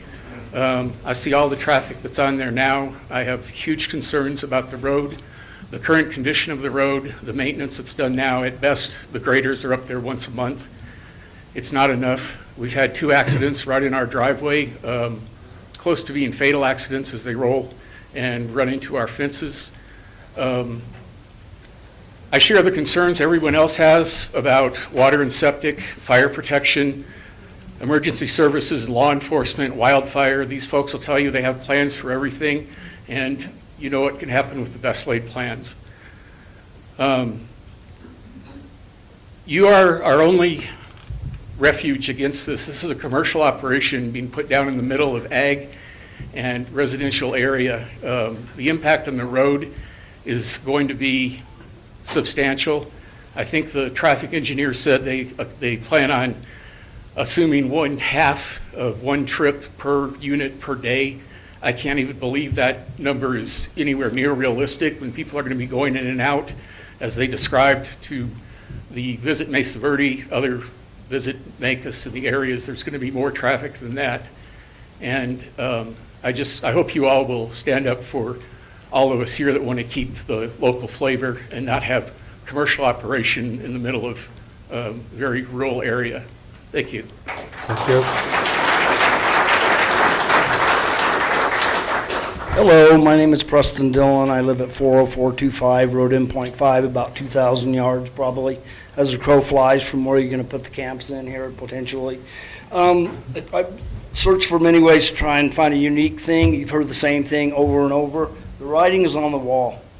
You have a loose land use code and they're using it against you. So I know you know what the answer is. I know the common sense that we all have. You all have it. You're just looking for a way out. You're looking for a way to bolster a land use code that they're going to be able to exploit against you. I think you should listen to Mr. Lynch. It's open to a lot of interpretation. It can be interpreted the way many other decisions in Montezuma County have been interpreted and shut down other requests like this for festivals and parties and retreats and all these false things that you're going to hear. I can hear a dog barking on the ranch about a quarter of a mile away at night when I sit on my back porch.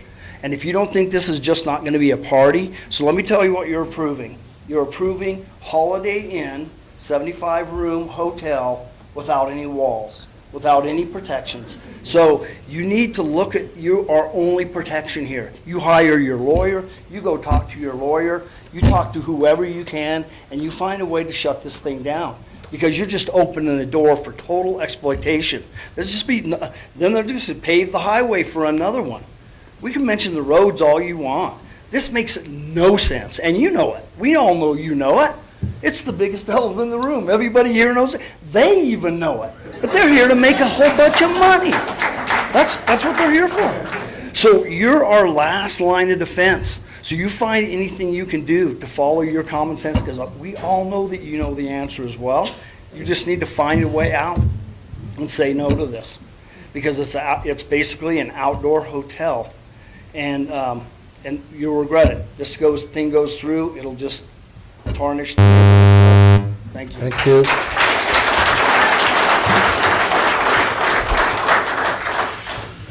Hello, my name's David Mallon, 693 West Grand Avenue, Mancos. Small business owner downtown. We have a dollar store in town. That's a national corporation, and that's nearly about it. We don't have a Walmart. We don't have McDonald's. We don't have multi-million and billion-dollar corporations operating in our community. And I really would like to keep it that way. That's all I have to say. Thank you.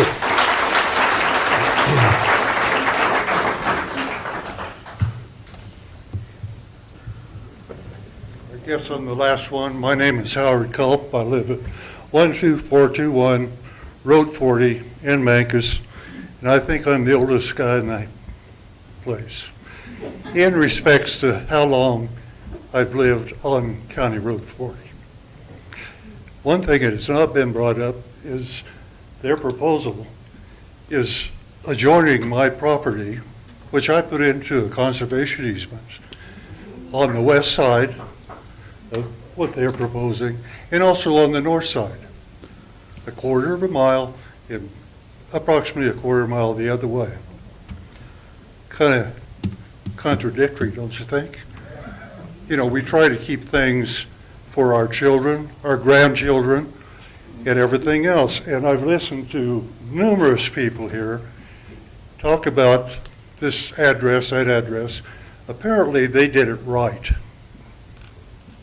because they are here. They didn't grow a crowd like this. None at all. And the only other thing, yeah, that County Road 40 is a mess, but I've lived on it all my life. But you know, we only have a volunteer fire department. They're not at the station. They have to come from their residence, wherever that might be, come, suit up, fire up everything, and hit the road, and heaven forbid that they take more than 20 minutes to get up there, because by 20 minutes, it's going to be gone. I don't care how much you mitigate, but you put a tent or two on fire, that stuff's going to go up. Anyhow, I kind of think that this is not necessarily abutting my property. Thank you.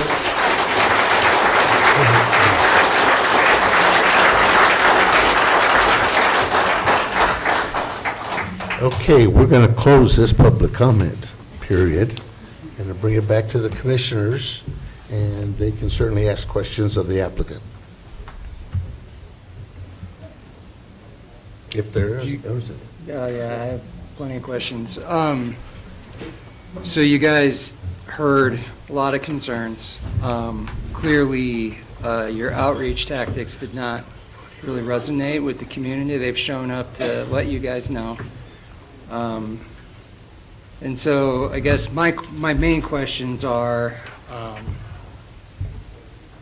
the traffic study, while I'm willing to accept what your engineers put together, it seems like there's a lot of unanswered questions there about what it looks like with events. Kind of addressing the conditions of Road 40, because those are valid. I live right there in Mancos. I spend a lot of time on that road going out to Chicken Creek. So why don't you guys just start by speaking to some of the traffic concerns that people have brought up?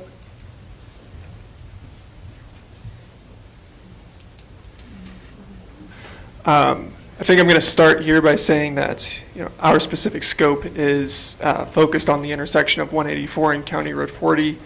I don't think it'd be appropriate for me to comment on County Road 40 itself because it's not something that I'm directly familiar with. It's not something that is within our scope of work. I think I could say it's a county green road. Beyond that, I can't speak of the existing conditions there. I do want to discuss some of the concerns that were brought up by the community here. I think to start with sight distance and the intersection itself, there were some comments about it being a blind corner, and I think those are valid, and I think they're in existing conditions they are correct, especially if you look towards the northwest. There's some vegetation within the right-of-way that limits sight distance. Within the traffic study, within the proposed design that we will do for that intersection, alleviating those issues to make sure that adequate sight distance is maintained is most definitely included. It's a concern for both under canvas and for us as the traffic engineers to make sure that we meet standards for sight distance. There was a comment about traffic counts, looking at when we actually got our traffic counts in October versus June and the applicability of that. There is a plethora of data out there that looks at year-round traffic counts that allow us to directly correlate the counts that we got in October with peak seasons, in this case June. So while the direct counts we got were not at a peak season, we're able to apply a factor to that to increase counts to what we would anticipate during those peak seasons.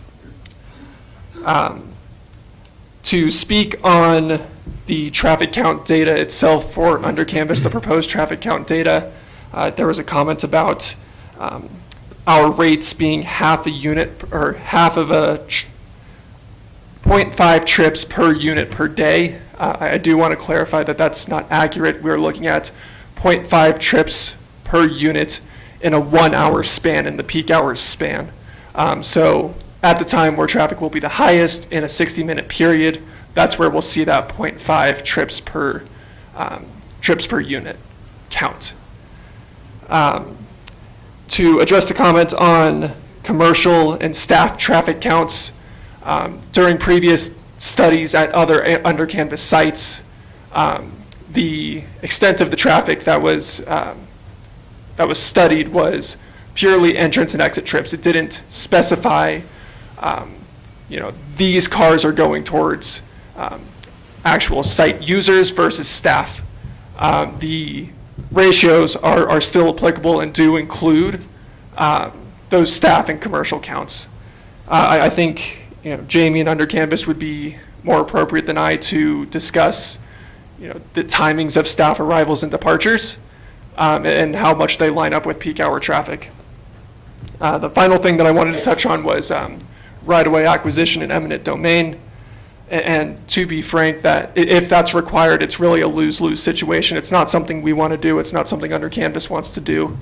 And in our design, it's something that we are very aware of, and it's something that we are on the front end putting as much effort as we can into making sure that that's not going to happen. We're still working with CDOT to exactly justify or exactly define what our constraints, what our obligations will be. So it's not appropriate for me to make commitments at this time. That being said, we are taking a very close look at it, and we are making sure that if it's needed, it's minimal, but really trying to avoid it as much as possible. Okay. Mike, you have something? Commissioner, I can speak, really in a non-legal matter to Road 40. We certainly hear the community's concerns with the nature of it being a dirt road. It sounds pretty heavily trafficked already, both by residents and users of the Chicken Creek Trailhead and just people enjoying the scenic drive up there. And, I'm sure this might draw a huge laugh, but in all honesty, the last thing that Under Canvas would want would be to increase danger for its guests and staff or the community who would be the neighbors. I think that the Under Canvas would be thrilled to have the opportunity to be a partner with the county to talk about concerns with the gravel dirt surface, with the need for additional blading, grading. We wouldn't be generating any winter traffic, but to the extent that the summer is a season to maintain the road, that's absolutely a conversation that we'd be open to having, and we would absolutely support any measures that would make that road safer for the community as a whole. You have nothing, Mike? Haley, any questions? Multiple times emergency services were brought up, and that's obviously a huge concern for this community. There's one sheriff on duty in the middle of the night, maybe two during the day. Mancos Marshal can back them up. Cortez PD is also short-staffed, and then with a volunteer ambulance service and a critical access hospital, our services are pretty thin. Have you all had conversations with those services to see how they can support this additional 75 times 4 per day that's coming in? Because it's really concerning as someone in healthcare, and also spent the morning at the fire station learning about all of their concerns with federal funding cuts, which is absolutely terrifying when you think about what staffing is going to look like this summer and their preparations that are already underway without the additional traffic. We have been in touch with the Mancos Fire Protection District and also the Cortez Department, which I understand will provide backup services in case of some emergencies. To be honest, the feedback we got was from the Mancos Fire Protection District was, we don't specifically regulate this. We're volunteers. We're really busy dealing with our own stuff right now. So, we'll comment when the county sends us comments. That said, there was a lot of discussion about the preparation of the fire mitigation proposal and the wildland adaptive plan, which was submitted to the county. And we got positive feedback from the contact. I think I spoke to the deputy chief at Mancos Fire Protection District. I think a lot of the concerns about the need for medical intervention derive from the conception that this is going to be a big disgusting party all night. And in response to that, we don't have any, there's no reason for the people in this room to trust that we're saying is the truth, but we can just tell you the facts that we have. And Under Canvas does enforce quiet hours strictly. That's one of the reasons that there are 30 full-time employees on site. There is no smoking permitted on site except in a small designated monitored fire-protected area. Campers are not permitted to light their own fires, and any attempt to light their own fire would lead to that being terminated and perhaps them being escorted off the site. We do not allow ATVs, large campers, trailers on the site. Passenger vehicles are the only, so cars and trucks are the only vehicles that are permitted to use those roads and park at the site. And the wood-burning stoves, Jamie, perhaps you can describe the protections that come with those. In addition, however, in addition to the ample protections, the staff are trained to monitor the use of those stoves, and the staff are trained to educate the campers as to how the stoves can and cannot be used. Well, the first thing I'll say is that he was correct. The city people don't really know how to keep their stoves lit or get them lit, so there's that. However, the stove designs are similar to in a residential home. So it's offset the required distance from the edge of the tent. There's spark arresters as well as, losing my flanges? Yeah, flanges around the stove itself. It meets code, basically. And finally, I mean, I hope it goes without saying, but the campground would comply and strictly enforce any local fire bans that happen during periods of high wind or dry conditions, just like anyone else in the county has to comply with. That's quite a bit. The fabric on the tents are all specially treated to not be flammable. I don't know much about the process, but that's part of the sale, is that it's inflammable tents. Anything else? No? Mike? One thing, some people were mentioning dark sky. We're actually dark sky certified by the Dark Sky organization.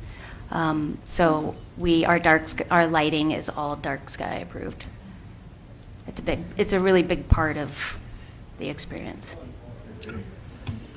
No? Not for them. Not for them? No. For you. Okay. Well, then hold that thought. Ted?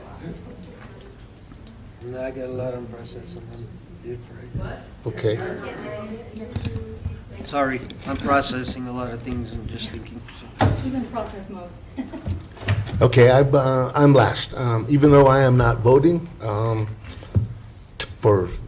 this matter tonight, I bring it down to a simple, it doesn't fit. It don't fit. But hold on. I compliment Commissioner Lynch on his thoughts on the land use code, and it's something we do have to fix, as the gentleman in the back mentioned. So with that, Mike, you have something to say? So I want to raise a point of information, Mr. Chair. Because we've been given information from the community in writing, I'm wondering if it would make sense to continue the hearing until the next monthly meeting in order to... Well, I will tell you, and I've perused most of these, they're saying the same thing. There's not one positive letter. So unless it's something that needs to get put I'm in not front of... surprised there's no positives from the population in this room, except for the people sitting up here. I got that. Okay. I mean, I'll give you a positive, potential positive, tax revenue. Now, I heard a lot of, you didn't use the term, but I heard city slickers. Basically, we don't have city slickers out here, or somebody in a hoodie, right? I mean, I see a lot of hoodies out here. Hey. I see a lot of poor drivers. Jason has a hoodie. I see a lot of poor drivers out here. And I live up a county road in Mancus myself. You know, I've been almost run off the road myself by kids that live up the road. So, part of the problem here will be whether this doesn't fit, and you're right, I don't know. You know, for a lot of people that live out here, look at yourself in the mirror, nothing fits. We want just little artisan shops. It's not gonna pay for the services that we want out here. There's a reason that we only have 2 deputies on duty. There's a reason that, I mean, it's kind of going a little downhill. At some point, we do need revenue here. I mean, you know, Kinder Morgan's backing out to a certain extent. I listened when you guys were talking, you can listen for me. They're backing out. The burden in this county is not going to get easier. You're right. It's going to get more difficult. I mean, half our revenue comes from Kinder. Yeah, at least. At least. So, at some point, maybe we want, someone who said, I got a kick out of the one line, a Holiday Inn without walls. I thought that was funny. But, yeah, maybe we want more Holiday Inns. Not sure. With walls. With walls. Hmm? No, we don't have a conversation with Yeah. you. Okay, no conversation.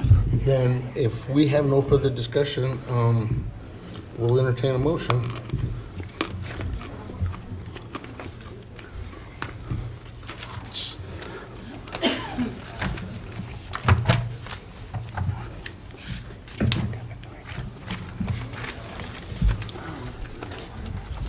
Tax revenue coming from, they're from Montana. Please.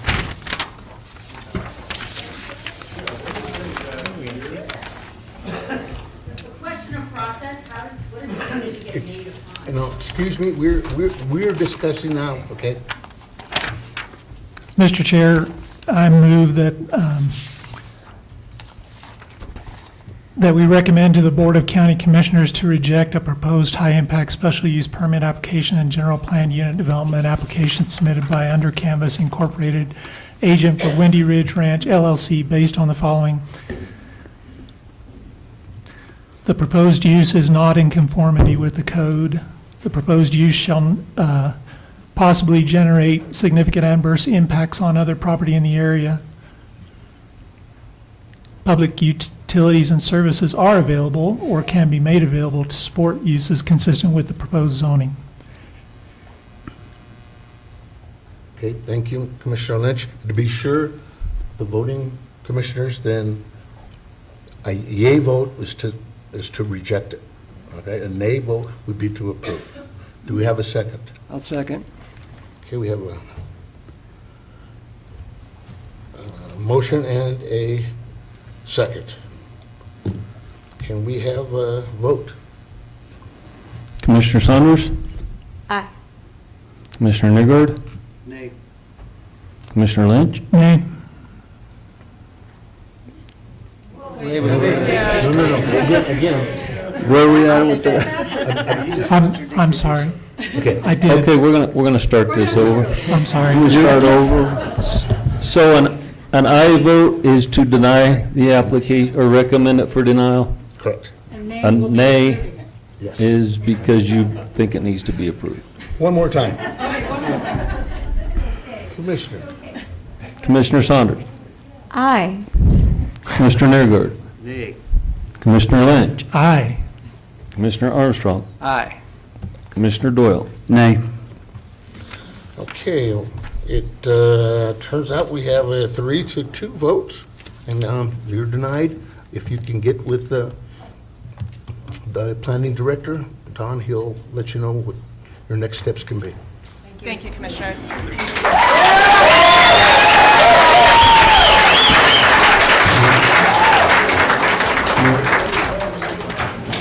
Oh, my gosh. Do we have to get this ATF after the fact? No, yeah, we submitted it, so we submitted it, yeah. Okay. Yeah, it's, So we can adjourn. yeah, I don't think we want to. Thank you. I gotta get home. We don't need. We have to continue our meeting, so we would ask that you all scoot or let us chat. Quietly, please, quietly. Thank you. As quietly as you can. Okay, Don. Okay, and, because these have to go to, they have to go. Okay, Don, can we have roll call? You want to take a 2-minute recess? Hey, John, you want to take a 3-minute recess? You think 3 minutes is going to be enough? 5 minutes?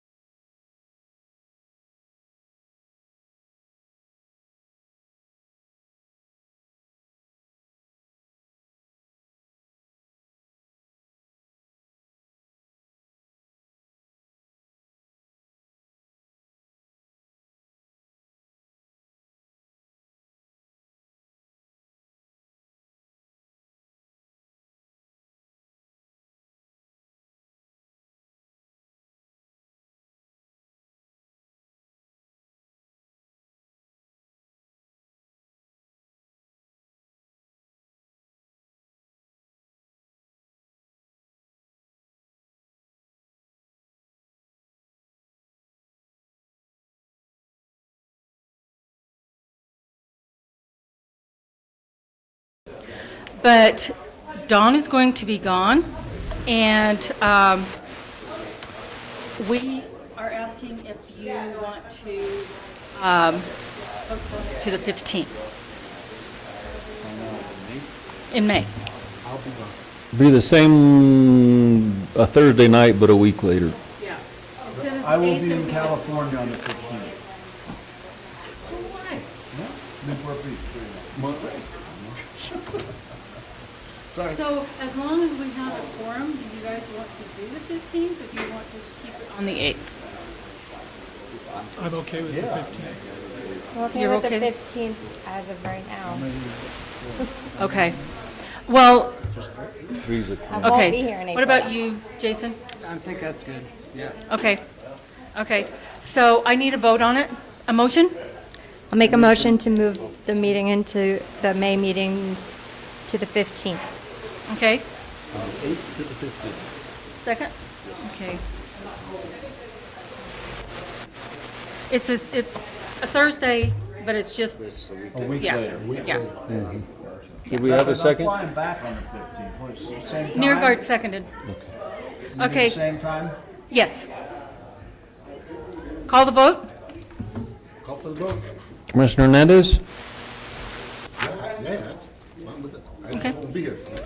Commissioner Saunders? He's good, he won't be here. Aye. Careful what you wish for. Aye. Commissioner Neergard? Aye. Commissioner Lynch? Aye. Commissioner Armstrong? Aye. Commissioner Doyle? Aye. Okay. I got my vote And right. May's meeting will be moved from the 8th to the 15th. And confirming I won't be here in April. You won't be here in April? Right. Okay, now we have bigger fish. No fish. Bigger than the last fish that swam by. April, what is it, April 10th? April 10th is next month. Yeah, April 10th is, yeah. Yeah, just May I won't be. So I don't know if you've heard or not, the commissioners, we had a workshop Monday. They are discussing a moratorium on solar farms, alternative energy. We are going to have another workshop discussion on this coming Monday.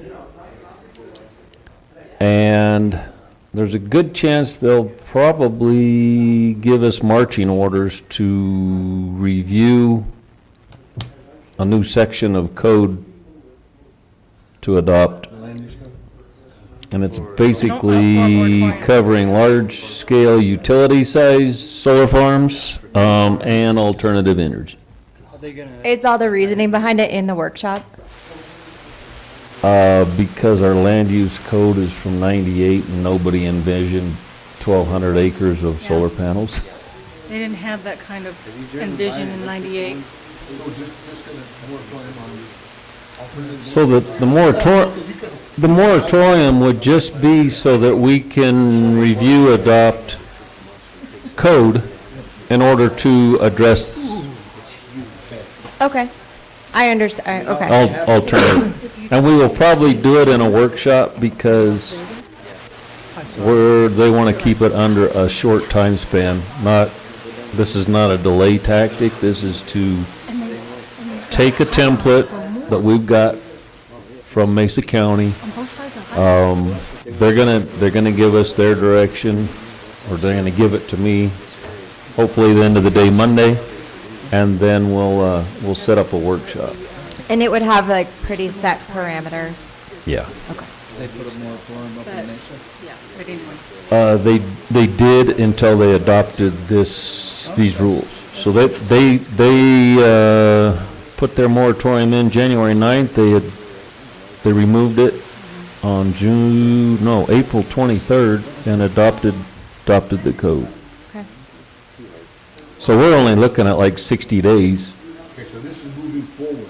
Anything that we've approved already, which is the one over by the airport, that's still, even though they haven't built it. The one by where? It Which would be one by the app- airport? It'd be Yeah, applications the for one by the new, airport. right? The one by the airport. When was that? Yeah, before you.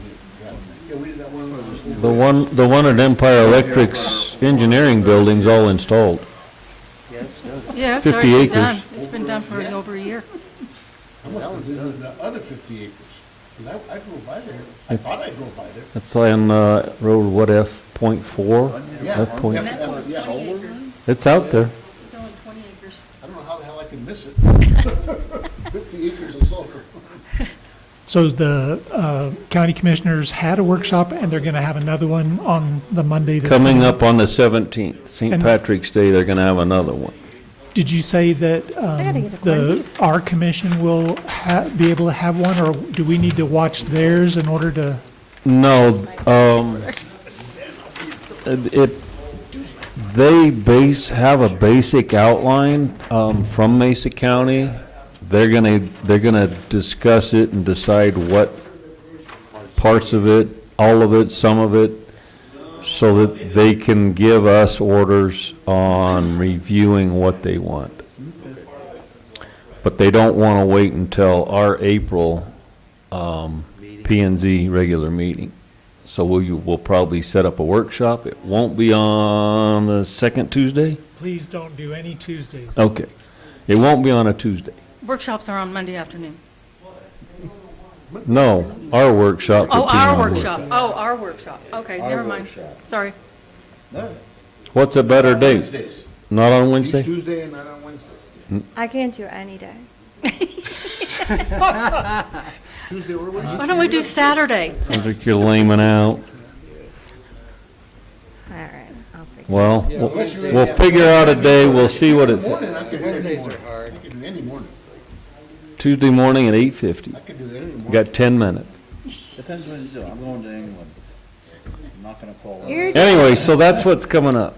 Okay. Well, we should kind of. Now, they are also scheduling a public hearing for April the 1st, after our public hearing for the variance, which I haven't gotten back from them in full order, but I'm still begging. And this will be for the public hearing for the moratorium. But they would like to probably have us have a review of that document before then. I'll find out. We'll know more tomorrow, or Monday. Is that going to meet the previous notice rules? I mean, publicly? So this is not for the land use code. This is a public hearing. The variance has been noticed. Yeah, The first will be more than 30 days. yeah. Their public notice is for the moratorium, which they're looking at a minimum of 14 days. Oh, Now, once they put the moratorium in place, then we'll have to schedule another public hearing for adopting the new code oh, okay. into the land use Yeah, code, yeah. Okay, if that makes sense. yeah. So, but our workshop, you would require us to do a workshop. Does that have to be noticed? Yeah. But we can probably just do like a 24-hour, 48-hour notice, because it's just a workshop. We're not making any There's no decision. voting going on. Right. Yeah. No decision. Basically, we're gonna review what's there and what they want changed or not changed or added to with some homework documents possibly. I don't know. We'll have documents for them on Monday from Montrose, Fremont, Logan County, and then basically the Mesa County document looks like, it's like 5 pages, 4 pages, and it kind of wraps everything up for us. You want to try to set a schedule now, or is it? When will you be back? Because you're leaving like On, this weekend, right? Yeah, I'm going, I'm leaving next Wednesday, and I'll be back on the 27th. And I leave the 17th and I'm back the 25th.